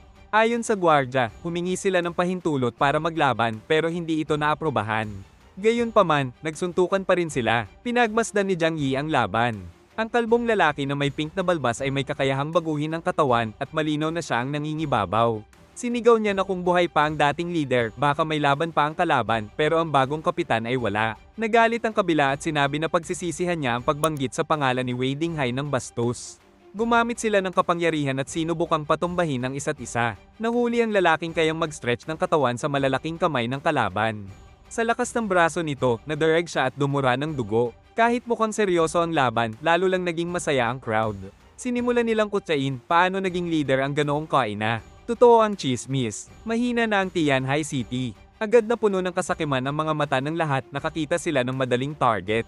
Nagalit si Xing Tian pero pinakalma siya ni Hong Lian. Sinabi niyang huwag silang kikilos, utos iyon ni Jiang Yi. Tinanong ni Xing Tian kung nasaan si Jiang Yi at itinuro siya ni Hong Lian. Nasa tabi lang nila, nanunood. Tinanong kung makikialam ba sila pero sinabi ng ating bida na hindi. Nakangiti siyang nagsabi, wala silang gagawin. Napaisip si Mikasa, kung magagalit si Jiang Yi, kaya nitong patayin ang lahat sa isang iglap. Kaya nag-alok siyang awatin ang laban kung gugustuhin niya. Pero sa totoo lang, hindi ito pinuproblema ng ating bida. Para sa kanya, magandang aliwan ito. Mabuting pampalipas oras. Sinabi pa niya na mas mabuti kung patuloy nilang iisipin na mahina ang Tian High City. Kung aatake sila at depensahan niya ang sarili, self-defense lang yon. Sumang-ayon si Mikasa. Dagdag pa niya, magandang pagkakataon ito para turuan sila ng leksyon. Ang Day City ay kumikilos ng mag-isa, mas sakit ng ulo pa silang gabayan. Nang makita niyang one-sided na ang laban, nainip siya at bumalik sa loob. Sinabi ni Mikasa na hintayin muna at saka awatin, huwag hayaang may mamatay. Sumunod siya kay Jiang Yi, pero sinabi niyang babalik na siya sa upuan at ayaw na niyang makipag-usap pa. Sa huli, naiwan mag-isa si Mikasa. Pagbalik ng lahat, ang usapan ay iisa, mahina at malaking kahihiyan ng Tian High City. Sa loob, sinabi ni Liang na lumala ang sitwasyon. Ang pagkatalo ng tauhan ni Wei Denhai ay nagpapatunay na mahina ang lungsod. Natakot si Chun, pero sinabi ni Jiang Yi na huwag mag-alala. Kaya niyang ayusin ito pagkatapos. Nagbigay ito ng ginhawa kina Chun at Uncle Yu. Bumalik ang tatlong leader. Ang isa ay bagbog na bagbog. Lumapit si Zhou para gamutin siya pero pinigilan siya ng ating bida. Kailangan niyang harapin ang kaparusahan. Sumigaw ang bata, ayaw niyang lumaban, pero pinilit siya. Natakot siyang maliitin ang lungsod kung umatras siya. Tinanong siya ni Jiang Yi, nagdala ba ng dangal sa ating lungsod ang ginawa mo? Wala siyang masagot. Sinabi ng ating bida na dahil malayo ang base nila, wala siyang problema kung atakihin ito. Nanlamig ang bata. Akala niya, pababayaan na sila. Humingi siya ng tawad at inamin na hindi siya karapat-dapat. Ibinigay niya ang pamumuno kay Jiang Yi. Tahimik lang ang ating bida. Tinitigan siya, saka sinabing magpahinga muna. Pag-uusapan nila ito mamaya. Sa loob-loob niya, kung magpapakita ng sinseridad ang bata, maaari pa itong maayos. Si Zhou, natuwa sa nakita, kusa niyang pinagaling ang bata. Malubha ang pinsala, kung hindi, mamamatay siya. Ginamit niya ang kapangyarihan at gumaling ang sugat. Binigyan siya ng gamot. Sinabi niyang mas malala ang internal injuries, sinadya yon. Kung hindi siya kumilos, patay na siya sa loob ng ilang oras. Napansin ito ni Jiang Yi. Sinadya, tiningnan niya ang kalbong lalaki, nakatitig din ito, parang sinasabing mamamatay ang bata. Hindi niya ito pinansin. Bandang 3:00, dumating ang commander. Humingi ng tawad at agad sinabi, itinatatag niya ang Jiangnan Superpower Federation. Lahat ng 12 lungsod ay kailangang sumali. Nag-ingay ang lahat, ano ang benepisyo? Ano ang parusa? Tumahimik ang lahat nang itaas niya ang kamay. Sinabi niyang may gantimpala ang bawat kontribusyon ay may points na maaaring ipalit sa supplies, gamot at weapons. Napukaw ang kasakiman ng ating bida, kung makakakuha siya ng kagamitan, baka sumali siya. Ipinaliwanag ang pangunahing batas, bawal ang internal fighting. Sa loob ng 6 na buwan ng Ice Apocalypse, bumaba ang populasyon. Ang alitan ay lalo lang magpapahina. Ang sino mang umatake sa ibang teritoryo ay paparusahan ng Blizzard City. Humanga si Zhou sa mga salitang iyon dahil napakaganda nito. Tila ginagarantiyan nito ang kanilang kaligtasan. Pero sinabi ng ating bida na huwag siyang masyadong matuwa. Mga salita lang iyon para makuha ang loob ng karamihan. Naisip niya na walang katapusan ng kasakiman ng tao. Laging may mga taong lalabag sa patakaran para makakuha ng mas malaking pakinabang. Biglang may sumigaw sa crowd, sinasabing isang napakahinang faction ang nakakuha ng lugar na mayaman sa resources. Posible bang hayaan lang iyon? Malamig na sinabi ng commander na ang distrito ang mag-aayos ng redistribution ng resources. At bukod doon, may sapat na supplies ang lahat sa kanilang mga rehiyon para mabuhay, kaya hindi iyon problema. Pagkarinig nito, muling nainis si Jiang Yi. May ilan pa ring tumutol, sinasabing hindi iyon makatwiran. Isang babae sa crowd ang nagsabi na walang sense yun. Oo, may sapat silang resources para mabuhay pero hindi sapat para makipagdigma sa lugar na iyon. Tumayo ang isang lalaking mukhang mommy at nagsabing kalokohan yon. Ang higanteng nasa distrito ay balak silang lumunin at gawing mga puppet. Dapat ba silang pumayag ng walang imik? May ilan na sumang-ayon at sumigaw. Biglang may 30 pulang linya ang humiwa sa hangin sa harap nila. Sa loob lamang ng isang segundo, ang kulay puting mommy na lalaki ay nabahira ng pula. Naputol ang ulo nito. Ang may gawa ay isa sa mga lalaking nakatayo sa likod ng commander. Nabigla ang ating bida. Ang taong iyon ay 30 metro ang layo, pero sa isang segundo lang, nabura ang kalaban. Napakalakas at napaka-precise na offensive ability yon. Malaking problema yon. Bumalik ang mga pulang linya sa lalaki na parang walang nangyari. Pero tumatak yon sa isip ng lahat. Isa iyong malinaw na mensahe kung ano ang mangyayari sa mga masyadong tumututol. Sa mata ni Jiang Yi, ang destructive power ng mga taong ito ay kayang pantayan o higaitan pa si John Woo. May ilan sa crowd ang nagalit, pero si Captain Mikasa kasama ang kanyang team ay nag-utos na huwag gagalaw ang kahit sino. Pumasok din ang Celestial God Squad at nagdeklara na ang sino mang kikilos ay ituturing na kaaway. Nataranta ang mga babae pero sinabi ni Jiang Yi na huwag matakot.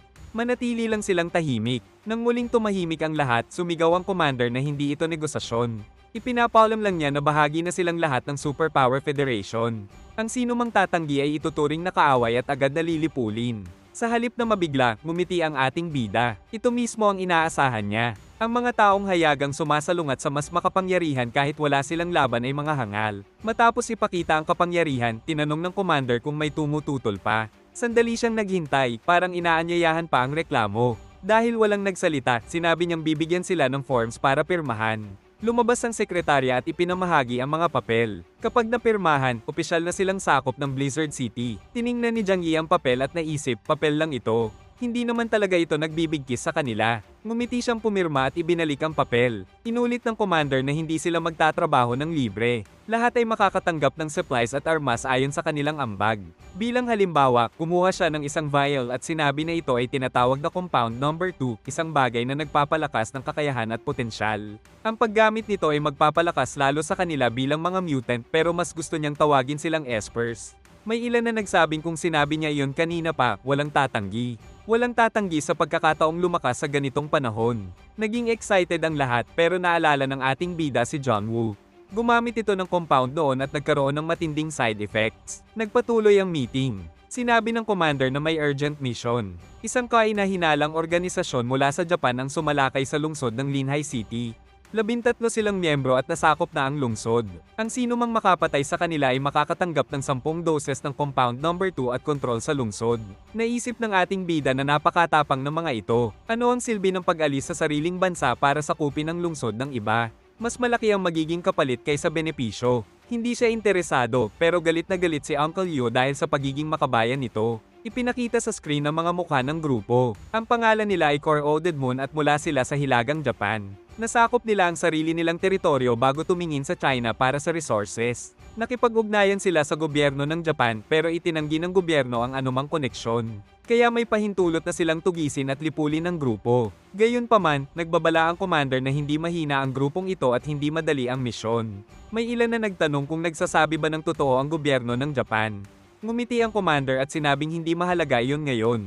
Kung hindi sila kinikilala, malaya silang patayin ng mga ito. Kung mapatunayang may koneksyon, maaari nila itong gamitin laban sa Japan bilang dahilan para gumanti ng walang backlash mula sa allies. Maraming tao ang gusto na madamay ang Japan para magkaroon sila ng dahilan na tawagin itong self-defense. Tinanong ni Uncle Yo kung sasali ba sila. Saglit itong inisip ng ating bida. Naisip niya, kahit humina ang Black Robe Squad, nandito pa ang Celestial God Squad. Pero hindi sila ginagamit sa mission. Ibig sabihin, gustong i-preserve ng commander ang kanyang puwersa at subukan muna ang kalaban gamit ang iba. Kaya sinabi niya na huwag silang magmadali. Inanunsyo ng commander na ang sasali ay makakatanggap ng dagdag na supplies. Naging malinaw sa ating bida, kakaunti ang pumayag, kaya dinagdagan niya ng incentives. Tulad ng inaasahan, maraming nag-volunteer. Perpekto ito para kay Jiang Yi. Kahit hindi siya sumali, walang problema. Dinala ang mga voluntaryo sa ibang lugar ng sekretarya. Tinapos ng commander ang meeting at pinayagan ng lahat na mag-enjoy sa Blizzard City. Habang lumalabas ang mga tao, masaya sila sa pagkakataon na makakuha ng resources.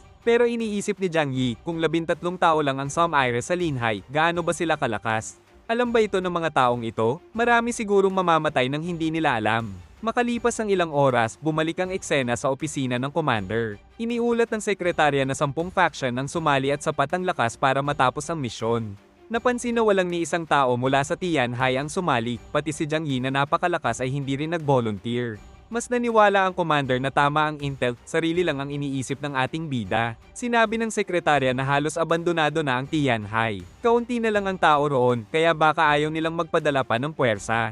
Iminungkahi niyang gawing reward ang teritoryo ng Tianhai. Naalala ng commander na dati itong mega city na may higit 20 milyong tao, pero ngayon ay halos wala na. Mas mabuti raw na magpasok ng puwersa mula sa ibang lungsod para mapatatag ito at mapigilan si Jiang Yi na magmonopolyo ng kapangyarihan. Sumang-ayon siya. Kapag natapos ang misyon at kulang ang Linhai, idaragdag ang Tianhai bilang opsyon. Habang nag-uusap sila, may kumatok. Si Captain Deng ay humihiling ng meeting. Pinapasok siya. Sinabi ng sekretarya na malamang sasali ito sa misyon. Bata, malakas, at mahilig sa laban, kaya siya ang madalas na sumasali sa mga misyon. Pagpasok niya, agad niyang tinanong kung bakit walang ipinapadalang maayos na squad. Maraming grupo ang ipinadala, pero wala sa kanila ang may sapat na combat experience o teamwork. Tinanong siya ng commander kung may alam siya tungkol sa Core-Oded Moon. Sumagot si Deng na wala pa siyang impormasyon. Ipinaliwanag ng commander na ang Japan ay nahahati sa dalawang malaking faction, Kanto at Kansai. Ang Core-Oded Moon ay mula sa Kanto, at kahit ang Kansai ay hindi kayang talunin sila. Sa madaling salita, ang grupong ito ay kasing lakas ng kanilang investigation team dito. Hindi niya kayang isugal ang kanyang pangunahing puwersa para bumuo ng isang investigation team. Ang 6 na haligi ng Blizzard City Squads ay hindi pwedeng isapanganib para sa misyon na ito. Naunawaan ni Deng ang puntong iyon, pero sinabi niyang maliit lang ang Japan. Paano magagawa ng isang maliit na grupong tumakas mula roon na harapin sila dito? Ngunit matalinong sinabi ng commander na ang tunay na hangal ay ang taong minamaliit ang kanyang kalaban. Kailangan nilang maging maingat at lapitan ng kaaway ng may estratehiya upang hindi masayang ang mahalagang resources. Ibig sabihin, magpapadala siya ng mga kamakailang allied forces doon. Kapag nanalo, panalo iyon. Kapag natalo, kahit papaano ay makakapagdala sila ng mahalagang impormasyon tungkol sa kalaban. Gayunpaman, diretsahang sinabi ni Deng na base sa lakas ng Allied Forces, duda siyang magtatagumpay ang mga ito. Pagkatapos, bigla siyang nagtanong ng isang mahalagang tanong, kasama ba si Jiang Yi sa misyon na ito? Sinabi ng commander na hindi nga nag-sign up ang taong iyon. Sumang-ayon si Deng at sinabing isa pa itong patunay na matalino ang lalaking iyon. Alam na agad nito na hindi biro ang misyon. Ang hindi pagsama ang pinakamagandang desisyon na pwede niyang gawin. Sa sagot na iyon, hindi sumang-ayon ang commander at sinabi niyang kung magiging makasarili ang lahat sa alyansang ito, hindi ito magtatagal. Ayaw nang igiit pa ni Deng ang usapan, kaya sinabi niyang may kanya-kanyang prioridad ang bawat isa. Aalis na siya upang isagawa ang regular training ng kanyang squad at handa siyang tumulong anumang oras. Nasiyahan ng commander na ang kanyang pinakamahalagang sundalo ay sumasang-ayon sa kanya, kaya pinayagan na niya itong umalis. Ngunit ang taong naroon ay hindi pala ang tunay na Deng, isa lamang itong kopya na ginawa gamit ang kanyang kakayahan. Habang papalayo, lalo pang naisip ni Deng na gusto niyang mapasama si Jiang Yi sa kanyang koponan. Pagkatapos, ipinakita ang ibang bahagi ng Blizzard City. Ang ating bida ay nasa tabi ni na Hong Lian at Xing Tian. Sinabi niya na kung gusto nilang sumali sa misyon, hindi niya sila pipigilan. Biglang may grupong lumapit at sumigaw na ang Tianhai City ay katabi lamang ng Linhai City at ang mga tao roon ay mga duwag dahil tumakas sila sa kaaway na nasa tabi lang nila. Ang pang-iinsultong iyon ay mula sa parehong grupo na kinainisan niya kanina sa meeting room. Ang unang nainis ay si Chen, handang sumabak muli kahit mapahamak. Si Hong Lian naman, na mas kalmado, ay lumapit at sinabing mas marami ang kalaban. Kung lalaban sila ngayon, magiging masama ang kalalabasan. Kaya tinanong niya kung ano ang dapat nilang gawin. Sa isip niya, sigurado siyang kung lalaban si Jiang Yi, madali nitong dudurugin ang mga kalaban. Ngunit taliwas sa inaasahan niya, sinabi lamang ng ating bida na nasabi na niya noon, bawal magsimula ng gulo sa loob ng lungsod. Ang sagot na iyon ay nagpatawa sa mga kalaban. Tinawag nila siyang duwag at sinabing walang kwenta ang kanilang leader. Kahit sinabi na walang laban na mangyayari, nanatili pa rin sila at patuloy na nananakot. Hindi maitago ng mga tauhan ni Jiang Yi ang galit at pagkadismaya nila habang hayagang minamaliit ang mga ito. Tinanong ng ating bida ang kalbong lalaki kung hindi ba voluntaryo ang operasyon. Kaya kung sasama man siya o hindi, wala silang pakialam doon. Ngunit ayon sa kalbo at sa iba pa, hindi mahalaga ang loika, duwag pa rin sila. Kapag kinabukasan ng lungsod ang usapan, nagtatago raw sila na parang mga pagong. At dapat daw ibigay ang Tianhai City sa mas karapat-dapat na lungsod. Sa likod ng ating bida, nagngangalit ang lahat. Sinabi ni Liang na isang salita lang at susugod na sila. Hirap na ring pigilan ng ating bida ang kanyang galit. Gusto niyang durugin ang lahat doon mismo, pero hindi niya pwedeng gawin yon, bahagi ito ng kanyang plano. Kaya ngumiti siya at sinabing aalis na siya at huwag silang makikipaglaban. Ang mga matatalino ay sumunod na sa kanya. Siyempre, sumunod agad ang kanyang pangunahing grupo ng walang tanong. Hindi pa sila kailanman pinabayaan ng kanilang leader. Sa mata ng mga kalaban, napakaawa ng eksena, parang tumatakas ang kanilang leader. Iniisip nila kung incompetent ba siya o talagang mahina. Tinanong ni Xing Tian si Hong Lian kung ano ang gagawin nila. Kahit hindi siya lubos na sang-ayon, sinabi niyang sundan nila si Jiang Yi. Kaya kahit wasak ang pride nila, sumunod sila. Bumagsak ang moral ng lungsod. Ang grupo ng kalbong may pink na balbas ay lalo pang nainis at tinawag silang mga duwag.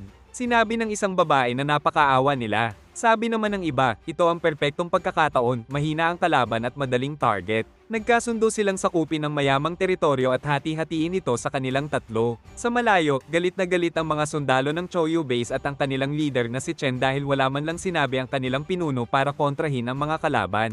Lumapit si Hong Lian at sinabing baka dapat may ginawa silang aksyon. Tinanong siya ng ating bida, ano ang ipinapakita ng ginawa ko? Bahagyang natakot, sinabi niyang mukhang mahina sila. Pagkatapos ay tinanong ng ating bida kung ano ang dapat niyang ginawa, makipaglaban at malagay sa parusa ng Blizzard City. O makipagsagutan at subukang manalo sa argumento. Sa tingin ba niya mas may saysay ang mga yon? Frustrated, sinabi ng babae na dahil dito, iisipin ng lahat na mahina at madaling apihin ang Tianhai City. Ngunit sumagot ang ating bida, hindi dahil sa akin kaya iniisip nilang mahina tayo.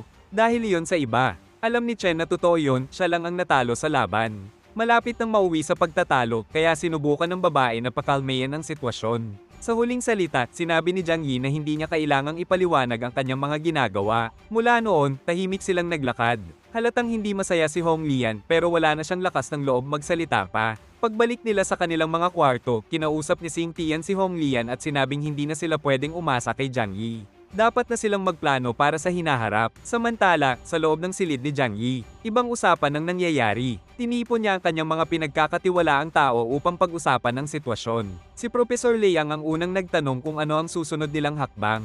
Wala na ang galit sa mukha ng ating bida. Sinabi lang niya na hindi sila pwedeng maunang kumilos, kailangan nilang hintayin ang kalaban. Ayon sa profesor, ang paghihintay ay naglalagay sa kanila sa disadvantage. Kaya tinanong niya kung ano ang dapat nilang gawin. Maging ang pinakaduwag sa kanila ay tumayo at sinabing napahiya sila sa publiko at hindi niya iyon matanggap. Dapat daw nilang tambangan ang mga kalaban sa pagbabalik nito. Tutal, kayang-kaya naman ng boss nilang ubusin ang lahat mag-isa. Tinanong ni Jiang Yi kung alam ba ng matabang lalaki kung gaano kalakas ang mga kalaban. Siyempre, hindi. Tinanong din niya kung alam ba nito ang tunay niyang lakas at muli, hindi rin.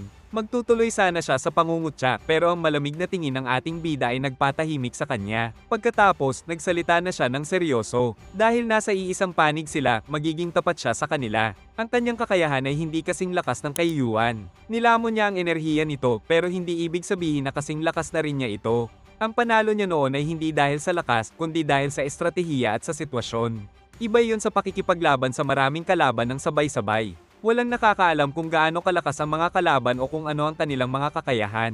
Ang pag-ambush sa kanila ngayon ay purong kayabangan at katangahan. Kahit si Zhou ay naintindihan ito, mas mataas ang overall military strength ng kalaban kaysa sa Tianhai City. Tanging si Jiang Yi lang ang mas malakas sa kanila. Ang pakikipaglaban na umaasa lang sa lakas ng leader ay isang napakapanganib na desisyon. Ngumiti ang ating bida at sinabing huwag nilang hayaang madiliman ng kanilang pag-iisip. Ang kapangyarihan ay nakakapagbulag. Sa panahong ito ng kapayapaan, ang pinakamahalaga ay hindi lakas kundi pagiging rasyonal. Kahit ang pinakamalakas ay pwedeng matulad kay Yuan. Napaisip ang lahat sa kanyang sinabi. At para lalo silang mag-ulat, sinabi ni Jiang Yi na hindi nila kailangang mag-alala. Sa halip na sugurin ang kalaban at ilantad ang kanilang kahinaan, mas mabuting hintayin nilang umatake ang mga ito sa sarili nilang teritoryo. Doon, siguradong nasa kanila ang kalamangan. Hindi pa kailanman nagamit ng matabang lalaki ang kanyang utak ng ganito, kaya pinuri niya kung gaano katalino ang kanilang leader. At ang ating bida ay matalinong idinagdag ang huling hakbang. Kung aatakehin sila sa sarili nilang teritoryo, ang pagtatanggol at pagpatay sa kalaban ay simpleng self-defense lamang. Hindi sila maaaring husgahan dahil doon. Isipin ninyo, gaano kalayo ang lungsod nila mula sa atin. Ang ipinakitang kayabangan ng mga kalaban kanina ay para lamang subukin sila. At ang pagkatalo na tinanggap ni Jiang Yi kanina ay para isipin ng mga iyon na mahina sila. Iisipin ng mga kalaban na kaya nilang tiisin ang anumang provocation. Kaya tiyak na pipiliin nilang umatake sa lungsod sa lalong madaling panahon. Kapag naglakbay sila ng napakalayo para harapin ang kalaban, mauubos ang kanilang lakas at resources. At pagdating nila sa atin, mas madali na silang talunin. Sumang-ayon ng lahat na henyo ang kanilang boss. Ang iniisip lang nila dati ay labanan agad ang mga kalaban pag alis ng Blizzard City, pero mas perpekto ang planong ito. Si Karen naman ay may isang tanong. Kung plano na niya ang lahat ng ito, bakit hindi niya ito ipinaliwanag kina Hong Lian at sa iba pa? Simple lang ang sagot, masyadong maraming mata at tainga sa labas ng silid na iyon. Ano mang sabihin niya ay maaaring maglagay sa panganib ng buong plano. Kaya ibibigay niya ang mga utos kapag nakalabas na sila ng lungsod. Mas lalo nitong pinatunayan kung gaano kaingat at kametikuloso ang kanilang leader. Palagi siyang nag-iisip ng pangmatagalan at malamig magplano. Nagpasalamat siya sa paghanga, pero sinabi niyang hindi siya palaging ganoon karasyonal. Alam lang niya na kapag nagkamali siya ng desisyon, maaaring malagay sa panganib ang buhay ng kanyang mga tao at iyon ang ayaw niyang mangyari. Tinapos niya ang meeting at inutusan si Zo na iparating sa ibang mga leader na huwag silang lalabas ng kanilang mga silid. Huwag silang magbigay ng kahit anong pagkakataon para sa alitan sa ibang factions. Pagkaalis ng lahat, tinawagan ng ating bida si Mikasa para sa isa pang pag-uusap. Gusto niyang malaman ang tungkol sa Ronin Organization mula sa Linhai City. Ngunit sinabi ng kapitan na lampas iyon sa kanyang clearance level. Hindi siya maaaring magsalita ng malaya tungkol sa hunt mission laban sa Core-Oded Moon Group. Sapat na ang kumpirmasyong iyon para makakuha si Jiang Yi ng maraming sagot. Kaya nagpasalamat siya at sinabing naiintindihan niya ang sitwasyon. Habang nakahiga siya, naisip niyang may posibilidad pa ring pilitin siya ng Blizzard City na makisali sa usaping iyon. Kaya kung kailangan man niyang kumilos, siguraduhin niyang makakakuha siya ng resources at impormasyon bilang kapalit. Sa wakas, nakatulog siya at nagpahinga buong gabi. Kinabukasan, may kumatok sa pinto. Ang dumating ay si Chen Jiangguan. Bago pa niya buksan ang pinto, naisip na niyang hihingi ito ng tulong para sa paghihiganti, kaya balak na niyang tanggihan ito agad. Gusto niyang makipag-usap sa may pinto lang, pero bigla na lang pumasok ang bata, ikinagulat ng ating bida. Pagkatapos, lumuhad ito sa harap niya at nagmakaawa na kunin niya ang pamumuno sa Choyu Base. Inaasahan na ito ni Jiang Yi, matapos mamatay ang kanilang leader at walang pumalit, siguradong babagsak ang base. Kung kukunin niya ang kontrol, malaking pakinabang iyon. Mahalaga ang kanilang fishing resources. Kailangan lang niyang tiyakin na hindi sila aatakehin ng ibang puwersa sa dagat. Habang pinag-iisipan ng ating bida ang mga pros at cons, tinitigan siya ni Chen, nag-aalala kung tatanggihan ba siya. Ngunit sa huli, siya lang ang mapagkakatiwalaang mamuno sa base. Bago sumagot, pinatayo muna niya ang bata at pinapaliwanag kung ano ang nangyayari at ano ang iniisip nito. Magandang senyales yon, hindi niya agad tinanggihan ang alok. Umupo sila at ipinaliwanag ni Chen ang sitwasyon. Siya na ang pinakamalakas doon, pangalawa lamang sa namatay nilang leader. Pero hindi siya sapat para protektahan ng lahat at mapanatili ang teritoryo. Hindi niya kayang isugal iyon. Kapag nawala ang teritoryo, saan pupunta ang mga taong mawawalan ng tahanan? Sumang-ayon ang ating bida, tama siya. Kapag may ibang puwersang umatake, siguradong mangyayari iyon.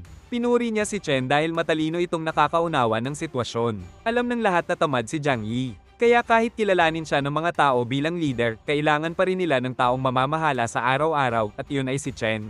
Parang tanong yun, pero tumango ang bata at nagpasalamat sa tiwala. Basta maprotektahan niya ang mga tao, gagawin niya ang lahat, tubig, pagkain, kahit babae, marami raw sila. Tinanggihan iyon ng ating bida. Marami na rin siyang ganoon at mas maganda pa raw ang sa kanya.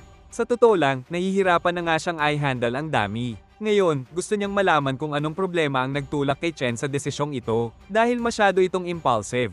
Dahil doon, alam ng kalaban na siya ang pinakamahinang bahagi ng Tianhai City. Kaya kapag umatake ang mga iyon at sigurado siyang gagawin nila, siya ang unang tatargetin. Sumang-ayon ang ating bida sa assessment na iyon at pumayag siyang maging leader nila at akuin ang responsibilidad. Sa sobrang saya, sinabi ni Chen na may 3 susi para sa Choyu Base. Isa ay mananatili sa kanya at ibibigay niya ang 2 sa ating bida bilang bagong leader. Sa ideal na sitwasyon, 3 mapagkakatiwalaang tao ang may hawak ng susi. Ngunit kahit bago pa mamatay ang leader, 2 lang ang mapagkakatiwalaan. At pagkatapos nitong mamatay, mas nabawasan pa yon. Tinanggap niya ang mga susi at itinago sa kanyang dimensional space. Ngayong ayos na ang lahat, nagpasalamat si Chen at pinaalalahanan siya ang mamamahala sa organisasyon ng base. Siya naman ang bahala sa proteksyon at susunod sila sa kanyang mga utos. Tumango siya at naisip na perpekto ito. Mas gusto niyang maging vice leader, mas madali ang sumunod kaysa magbigay ng utos. Excited sa bagong posisyon. Tinanong niya kung dapat na ba nilang planuhin ang pag-eliminate sa mga kalaban. Seryoso ang ating bida at sinabi na wala silang gagawin sa loob ng lungsod. Tungkol naman sa mga taga Days City na nang provoke sa kanila, haharapin niya ang mga iyon sa tamang panahon. Sa ngayon, dapat bumalik ang lahat sa base at hintayin ang kanyang susunod na utos. Sumunod si Chen at umalis. Nasiyahan ng ating bida at sinabi sa kanya na magmadali, marami pa siyang kailangang gawin. Lumipas ang isang buong araw, at sa gusali kung saan nananatili ang mga bisita, may kumakalat na balita na may isang napakahalagang tao ang papunta sa silid ng grupo ni Jiang Yi. Hindi ito maintindihan ng iba. Bakit may miyembro ng Celestial God Squad na pupunta sa silid ni Jiang Yi? Para sa iba, nakakagulat yon, pero ang taong nasa loob ay inaasahan na ang pagbisita. Naghanda pa siya ng tsaa at cookies. Sinabi ng babae na may ilang chismis tungkol sa kanya, pero wala siyang pakialam, mga taong walang magawa lang iyon. Uminom siya ng tsaa at sinabing maganda ang panlasa ng ating bida. Noong gabing iyon, inimbitahan siya ng kapitan na pumunta sa kanyang mansion. Nakakagulat na may mansion siya sa isang napakahalagang lungsod. Ipinapakita nito kung gaano kayaman at kaimpluwensyal ang pamilya ni Deng. Ipinaliwanag ng babae na mahalaga na ang pamilya ni Deng mula pa noong itinatag ang lungsod. Umiiral na ang pamilya bago pa ang apocalypse at malaki na ang impluwensya nito noon pa man. Humingi ng paumanhin ang ating bida at sinabing wala siyang alam, hindi siya taga rito at hindi niya kilala ang pamilya ni Deng. Sa simpleng paliwanag, ang pamilya ay nagmamay-ari ng high-tech industries at pharmaceutical companies. Marahil nakita na niya ang mga kahangahangang imbensyon ng Blizzard City, lahat iyon ay gawa ng pamilyang iyon. Tinatayang 20% ng military power ng lungsod ay galing sa teknolohiya nila. Dalawa ang naging reaksyon ni Jiang Yi. Sinabi niyang, ang galing naman yan. Pero sa isip niya, ang yayaman ng mga iyon. Isang malaking karangalan na mapansin ng pamilyang iyon, sabi ng babae. Sumang-ayon siya, isang malaking karangalan nga. Ngayong gabi, alas 6 ng hapon ang meeting sa kapitan. Alas 5 naman, may sasakyan na susando sa'yo. Nagpasalamat siya sa imbitasyon at nagpaalam. Sa wakas, nang umalis ang babae, lumitaw sa mukha ng ating bida ang tunay niyang intensyon. Ang totoo, wala siyang balak na sumali sa Celestial God Squad. Pero dahil napakahalaga ng taong nag-aalok sa kanya, kailangan niyang mag-ingat kahit sa pagtanggi. Kapag naging mayabang siya o bastos ang dating, maaari silang maging kaaway. Nakakainis kapag ang isang tao ay napaka-impluwensyal na kahit ang pagtanggi sa kanila ay nagiging problema. Kaya bandang alas 5 ng hapon, isang napakagarang sasakyan ang dumating sa gusali kung saan sila nakatira. Sa panahon ngayon, bihira na ang may sasakyan, lalo na ang ganoon ka-luxury. Sino kaya ang malaking tao sa loob nito? Mabilis kumalat ang chismis sa buong gusali, mas mabilis pa kaysa sa pagbaba ng mga tao mula sa sasakyan. Lahat ay nagulat nang kumatok sila sa pintuan ni Jiang Yi. Mas lalo silang nagulat nang malaman na mula ito sa Deng family. Bakit pupuntahan ng ganoong kaalagang tao ang isang taong tulad niya na itinuturing nilang walang halaga? Halos lahat ay nagkakaisa na siya ang leader ng pinakamahina at pinaka-insignificant na teritoryo sa lahat ng naroon. Sa loob ng sasakyan, walang maliit na usapan. Umupo lang sila ng comfortable at agad umalis papunta sa meeting place. Tumagal ng halos kalahating oras bago sila makarating sa napakalaking mansyon ng Deng family. Mahaba ang daan papasok, pero hindi sila pwedeng magmaneho hanggang dulo.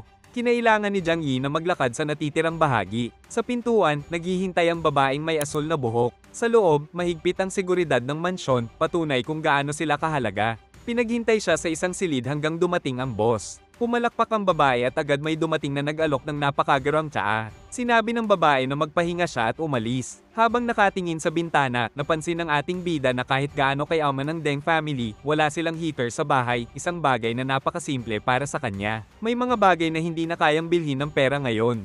Sa totoo lang, mas komportable pa ang bahay niya kaysa rito.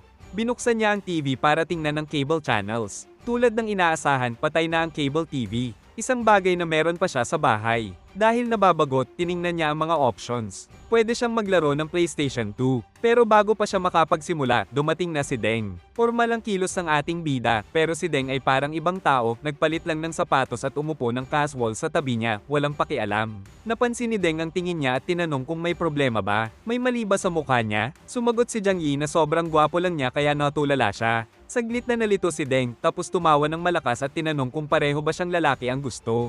Napagtanto niyang biro iyon at agad nagtanong kung bakit hindi siya nag-volunteer sa operasyon. Sinabi ng ating bida na simple lang, 13 malalakas na lungsod ang kasali. Kahit sumali siya o hindi, wala itong gaanong epekto, kaya pinili niyang ilayo ang Tianhai City sa gulo. Sumang-ayon si Deng, pero sinabi niyang mas malakas si Jiang Yi kaysa sa iba. Kung sumama siya, mas malaki ang tsansa na mapuksa ang mga Ronin. Sumagot si Jiang Yi na hindi ito solo fight, kumakatawan siya sa isang team. Kung may iba pa siyang iniisip, hindi yun malalaman ni Deng. Kaya nagpalit ito ng usapan at muling inalok siya, sumali sa kanyang team. Ang Celestial God Squad ang pinakamalakas sa rehiyon. Kapag sumali siya, mas lalo pang igagalang ang pangalan ni Jiang Yi. Makakakuha siya ng maraming resources at maraming babae rin. Lahat ng gusto ng isang lalaki. Ngumiti ang ating bida at pumalakpak. Sinabi niyang hindi pa siya nakakakita ng taong kasing kahanga-hanga ni Deng. Siya ang pinaka-talented na taong nakilala niya. Kitang-kita na mahilig si Deng sa papuri, natutunaw agad siya. Ngayon, malinaw na ang paraan ng ating bida. Ngumiti pa rin siya at tinanong kung kapag sumali siya, hindi na siya malalagay sa panganib. Sumagot si Deng ng oo, kaya niyang protektahan ng lahat ng miyembro. Sinabi ng ating bida na kung ganoon, magandang ang sumali. Natuwa si Deng, pero may kondisyon. Sinabi ni Jiang Yi na duwag siya. Takot siyang mamatay. Kaya mas mabuti kung mananatili siya sa Tianhai City at maghahandle lang ng logistics. Nabigla si Deng. Wala itong sense. Sinabi ni Jiang Yi na hindi siya nagbibiro. Nangako si Deng ng kaligtasan at ang pinakaligtas na bagay ay hindi lumabas ng bahay. Kung lilipat siya sa Blizzard City, lalo lang siyang hindi lalabas. Ayon sa kanya, ang kakayahan ng isang tao ay sumasalamin sa personalidad nito. At malinaw sa kakayahan niya na wala siyang balak umatake o lumabas ng bahay. Napatahimik si Deng. Matapos mag-isip, sinabi niyang kakaiba talaga si Jiang Yi. Malakas pero duwag. Hindi sumang-ayon ang ating bida. Hindi ito pagiging duwag, kundi pagiging praktikal. Tinanong ni Deng kung hindi ba nakakabor ang may kapangyarihang kayang maghari sa mundo pero pipiliing manatili lang sa bahay. Agad sumagot ang ating bida, oo, yun mismo ang gusto niya. Tinanggap iyon ni Deng. Lahat daw ay may sariling layunin sa buhay. Kung ganoon, hindi tugma ang landas niya sa Celestial God Squad. Hindi niya siya pipilitin. Pero sinabi niya na baka magbago pa ang isip niya sa hinaharap. Kung mangyari yon, puntahan lang siya. Kung magbago ang isip ko, sasabihin ko, sagot ng ating bida. Tatayo na sana si Jiang Yi, pero sinabi ni Deng na may isa pa siyang bagay. May regalo siya. Napansin ng ating bida ang malaking kahon na hawak ng katulong. Tinanong niya kung ano yon. Ibinigay ng babae ang kahon.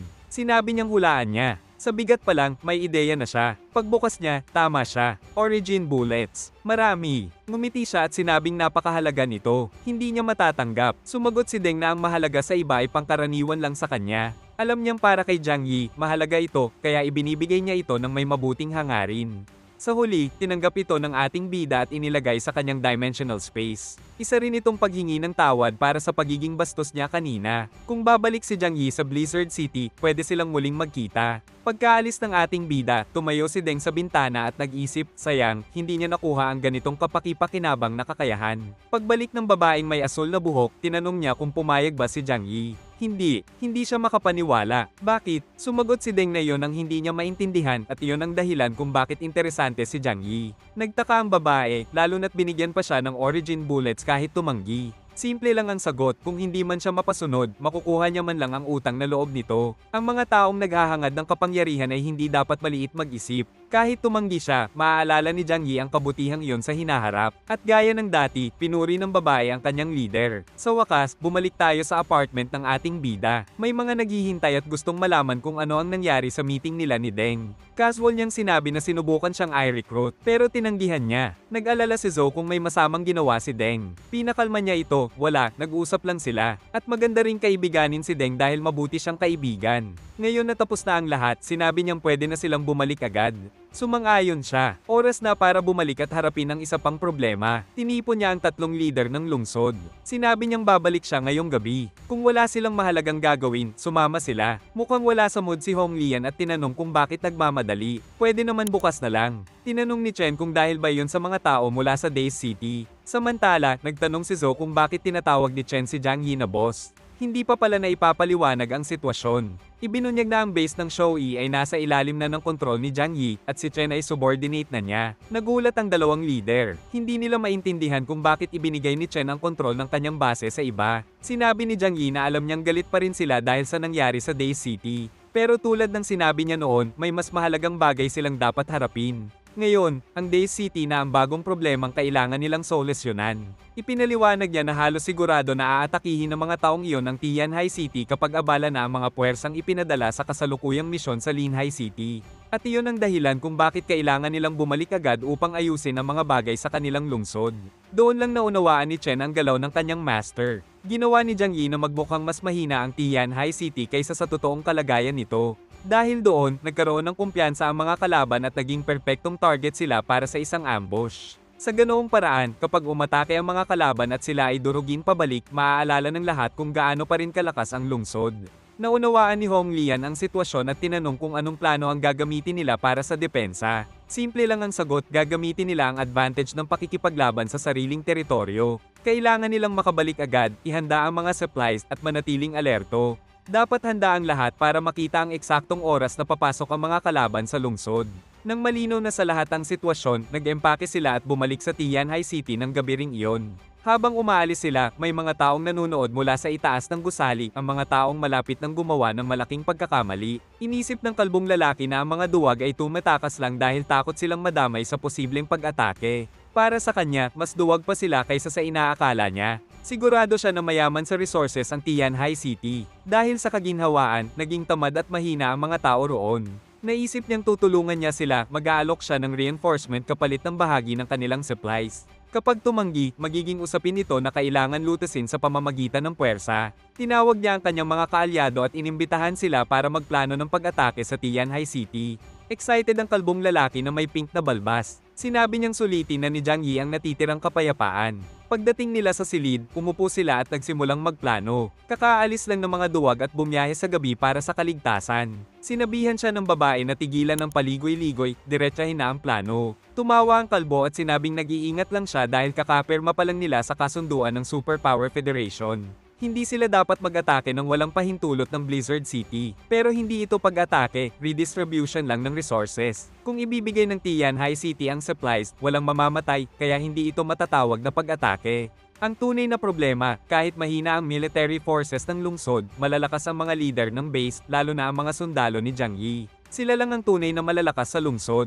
Sa totoo lang, iniisip ng kalbo na kung lalaban sila ng direkta, baka matalo pa sila. Kaya kailangan nila ng estratehiya. Pipilitin nila ang Tianhai City na pumayag sa alliance at ibigay ang resources. Hindi naniniwala ang babae na sapat ang lakas nila para respetuhin, pero sumang-ayon siya na mas mabuting makuha ang lahat ng walang dugo. Tinapos nila ang plano at nag-toast para sa paparating na resources. Di magtatagal, mapupuno na ang kanilang mga tiyan. Samantala, ang ating bida ay kabababa lang ng subway, ang parehong linya na nagdala sa kanila sa Blizzard City. Inutusan niya ang lahat na bumalik sa kanilang mga base at maghanda para sa depensa. Tahimik si Hong Lian sa buong biyahe. Iniisip niya na kung magkakaroon ng bagong digmaan, uunahin ni Jiang Yi ang mga taong pinakamahalaga sa kanya, ang kanyang sariling base at ang bagong base na nasa ilalim ng kanyang kontrol. Ibig sabihin, sila ni Xing Tian ang huling mabibigyan ng proteksyon. Nag-aalala, direkta niyang tinanong si Jiang Yi kung aatake ang mga tao mula sa Daze City, poprotektahan ba niya sila? Sumagot siya ng oo. Pero kahit ganoon, hindi pa rin siya mapakali. Hindi kayang tumagal ng kanyang base sa isang digmaan. Kapag inatake sila, wala silang magagawa kundi magtago sa ilalim ng lupa hanggang maubos ang resources. Lumapit siya sa ating bida at nagmakaawa, pakiusap, Jiang Yi, alagaan mo rin ang base namin. Hindi yun ikinagulat ng ating bida. Sa katunayan, inaasahan na niya yon. Bago pa siya makasagot, napansin ni Xing Tian ang sitwasyon at naisip na siya na lang ang may iwan. Lumapit siya kay Jiang Yi at sinabi na dahil hawak na nito ang Qingpu base, alagaan na rin silang lahat. Nagulat si Jiang Yi. Sinabi niyang kailangan nilang maintindihan ang kapalit ng desisyong iyon. Kapag naging subordinate niya sila, kailangan nilang sundin ang bawat utos niya, walang tanong, kahit pa ang kapalit ay kamatayan. Nabigla silang lahat, hindi nila alam kung seryoso siya o hindi, pero kahit na, malinaw na ang ibig sabihin, ganap na pagsunod. Sumagot sila, basta protektahan mo kami, susunod kami. Ganon din ako, ligtas lang ako, iyon na ako. Sinabi ni Jiang Yi na magiging maganda ito para sa kanila. Sa pang-araw-araw, hindi siya makikialam. Pwede nilang pamahalaan ang lugar sa gusto nila. Ang mahalaga lang, sumunod kapag may utos. Sumang-ayon ang lahat at natuwa. Pinakamasaya si Chen dahil siya ang pinakamahina, pero ngayon pantay na sila dahil iisa ang kanilang protector. Kinuha ng ating bida ang kanyang sasakyan mula sa dimensional space at umalis. Malamang ibinalik din niya ang mga sasakyan ng iba. Nalungkot ang matabang lalaki dahil siguradong magkakaroon ng labanan ulit. Sumang-ayon si Uncle Yu, ayaw niya rin ng labanan, pero ganito ang realidad ng survival. Sinabi ni Jiang Yi na sana pagkatapos nito, magkaroon sila ng kapayapaan. Pero sa pagkakataong ito, hindi lang siya papatay ng iilan, uubusin niya ang buong grupo at kukunin ang lahat. Bago pa sila makarating sa shelter, naghihintay na ang mga babae sa sala. Masaya silang makita si Shinshin na wala na sa wheelchair, malaya na siya. Matagal silang nawala at miss na sila. Biglang narinig ni Yang Mi ang tunog ng sasakyan. Sumilip siya, at tama nga, sila yon. Akala nila ilang araw pa bago sila babalik, kaya sobrang excited sila. Nag-abang sila sa pintuan. At nang bumukas ito, ligtas ang ating bida. Agad siyang niyakap ni Shinshin. Pinagsabihan siya, Shinshin, tumabi ka naman. Papasok pa ang asawa ko. Pagpasok nila, naupo silang lahat at nagdala siya ng inumin. Unang pinagsilbihan ng kanyang asawa. Tinanong ng babae kung ano ang nangyayari, bakit seryoso ang lahat. Sumagot ang ating bida, wala naman daw malala. Kailangan lang nilang manatili sa loob ng shelter ng mas matagal dahil maraming puwersa sa Blizzard City ang naniniwalang mahina ang Tian High City. Kaya darating sila para sakupin ito. Sinabi niyang huwag mag-alala, pero hindi pa rin mapakali ang mga babae. Pinakalma ni Uncle Yo ang kanyang asawa, gawin lang nito ang tungkulin sa bahay at siya ang bahala sa proteksyon. Sinamantala ni Jiang Yi ang pagkakataon at sinabi kay Shinshin na hawak na niya ang iba pang mga base sa Tian High City. Ngayon, nasa ilalim na ng kanyang kontrol ang lahat. Kailangan niyang pasukin ang kanilang systems at kontrolin ang lahat ng internal systems ng mga base. Sa ganitong paraan, mamomonitor niya ang lahat ng galaw sa lungsod. Kumpiyansang sumagot si Shinshin, walang problema yon. Sa katunayan, kaya pa niyang ihak ang security systems ng ibang lungsod. Sinabi pa niya na maliban sa Blizzard City na hindi niya ginalaw para hindi maghinala, matagal na niyang mino-monitor ang iba pang lungsod.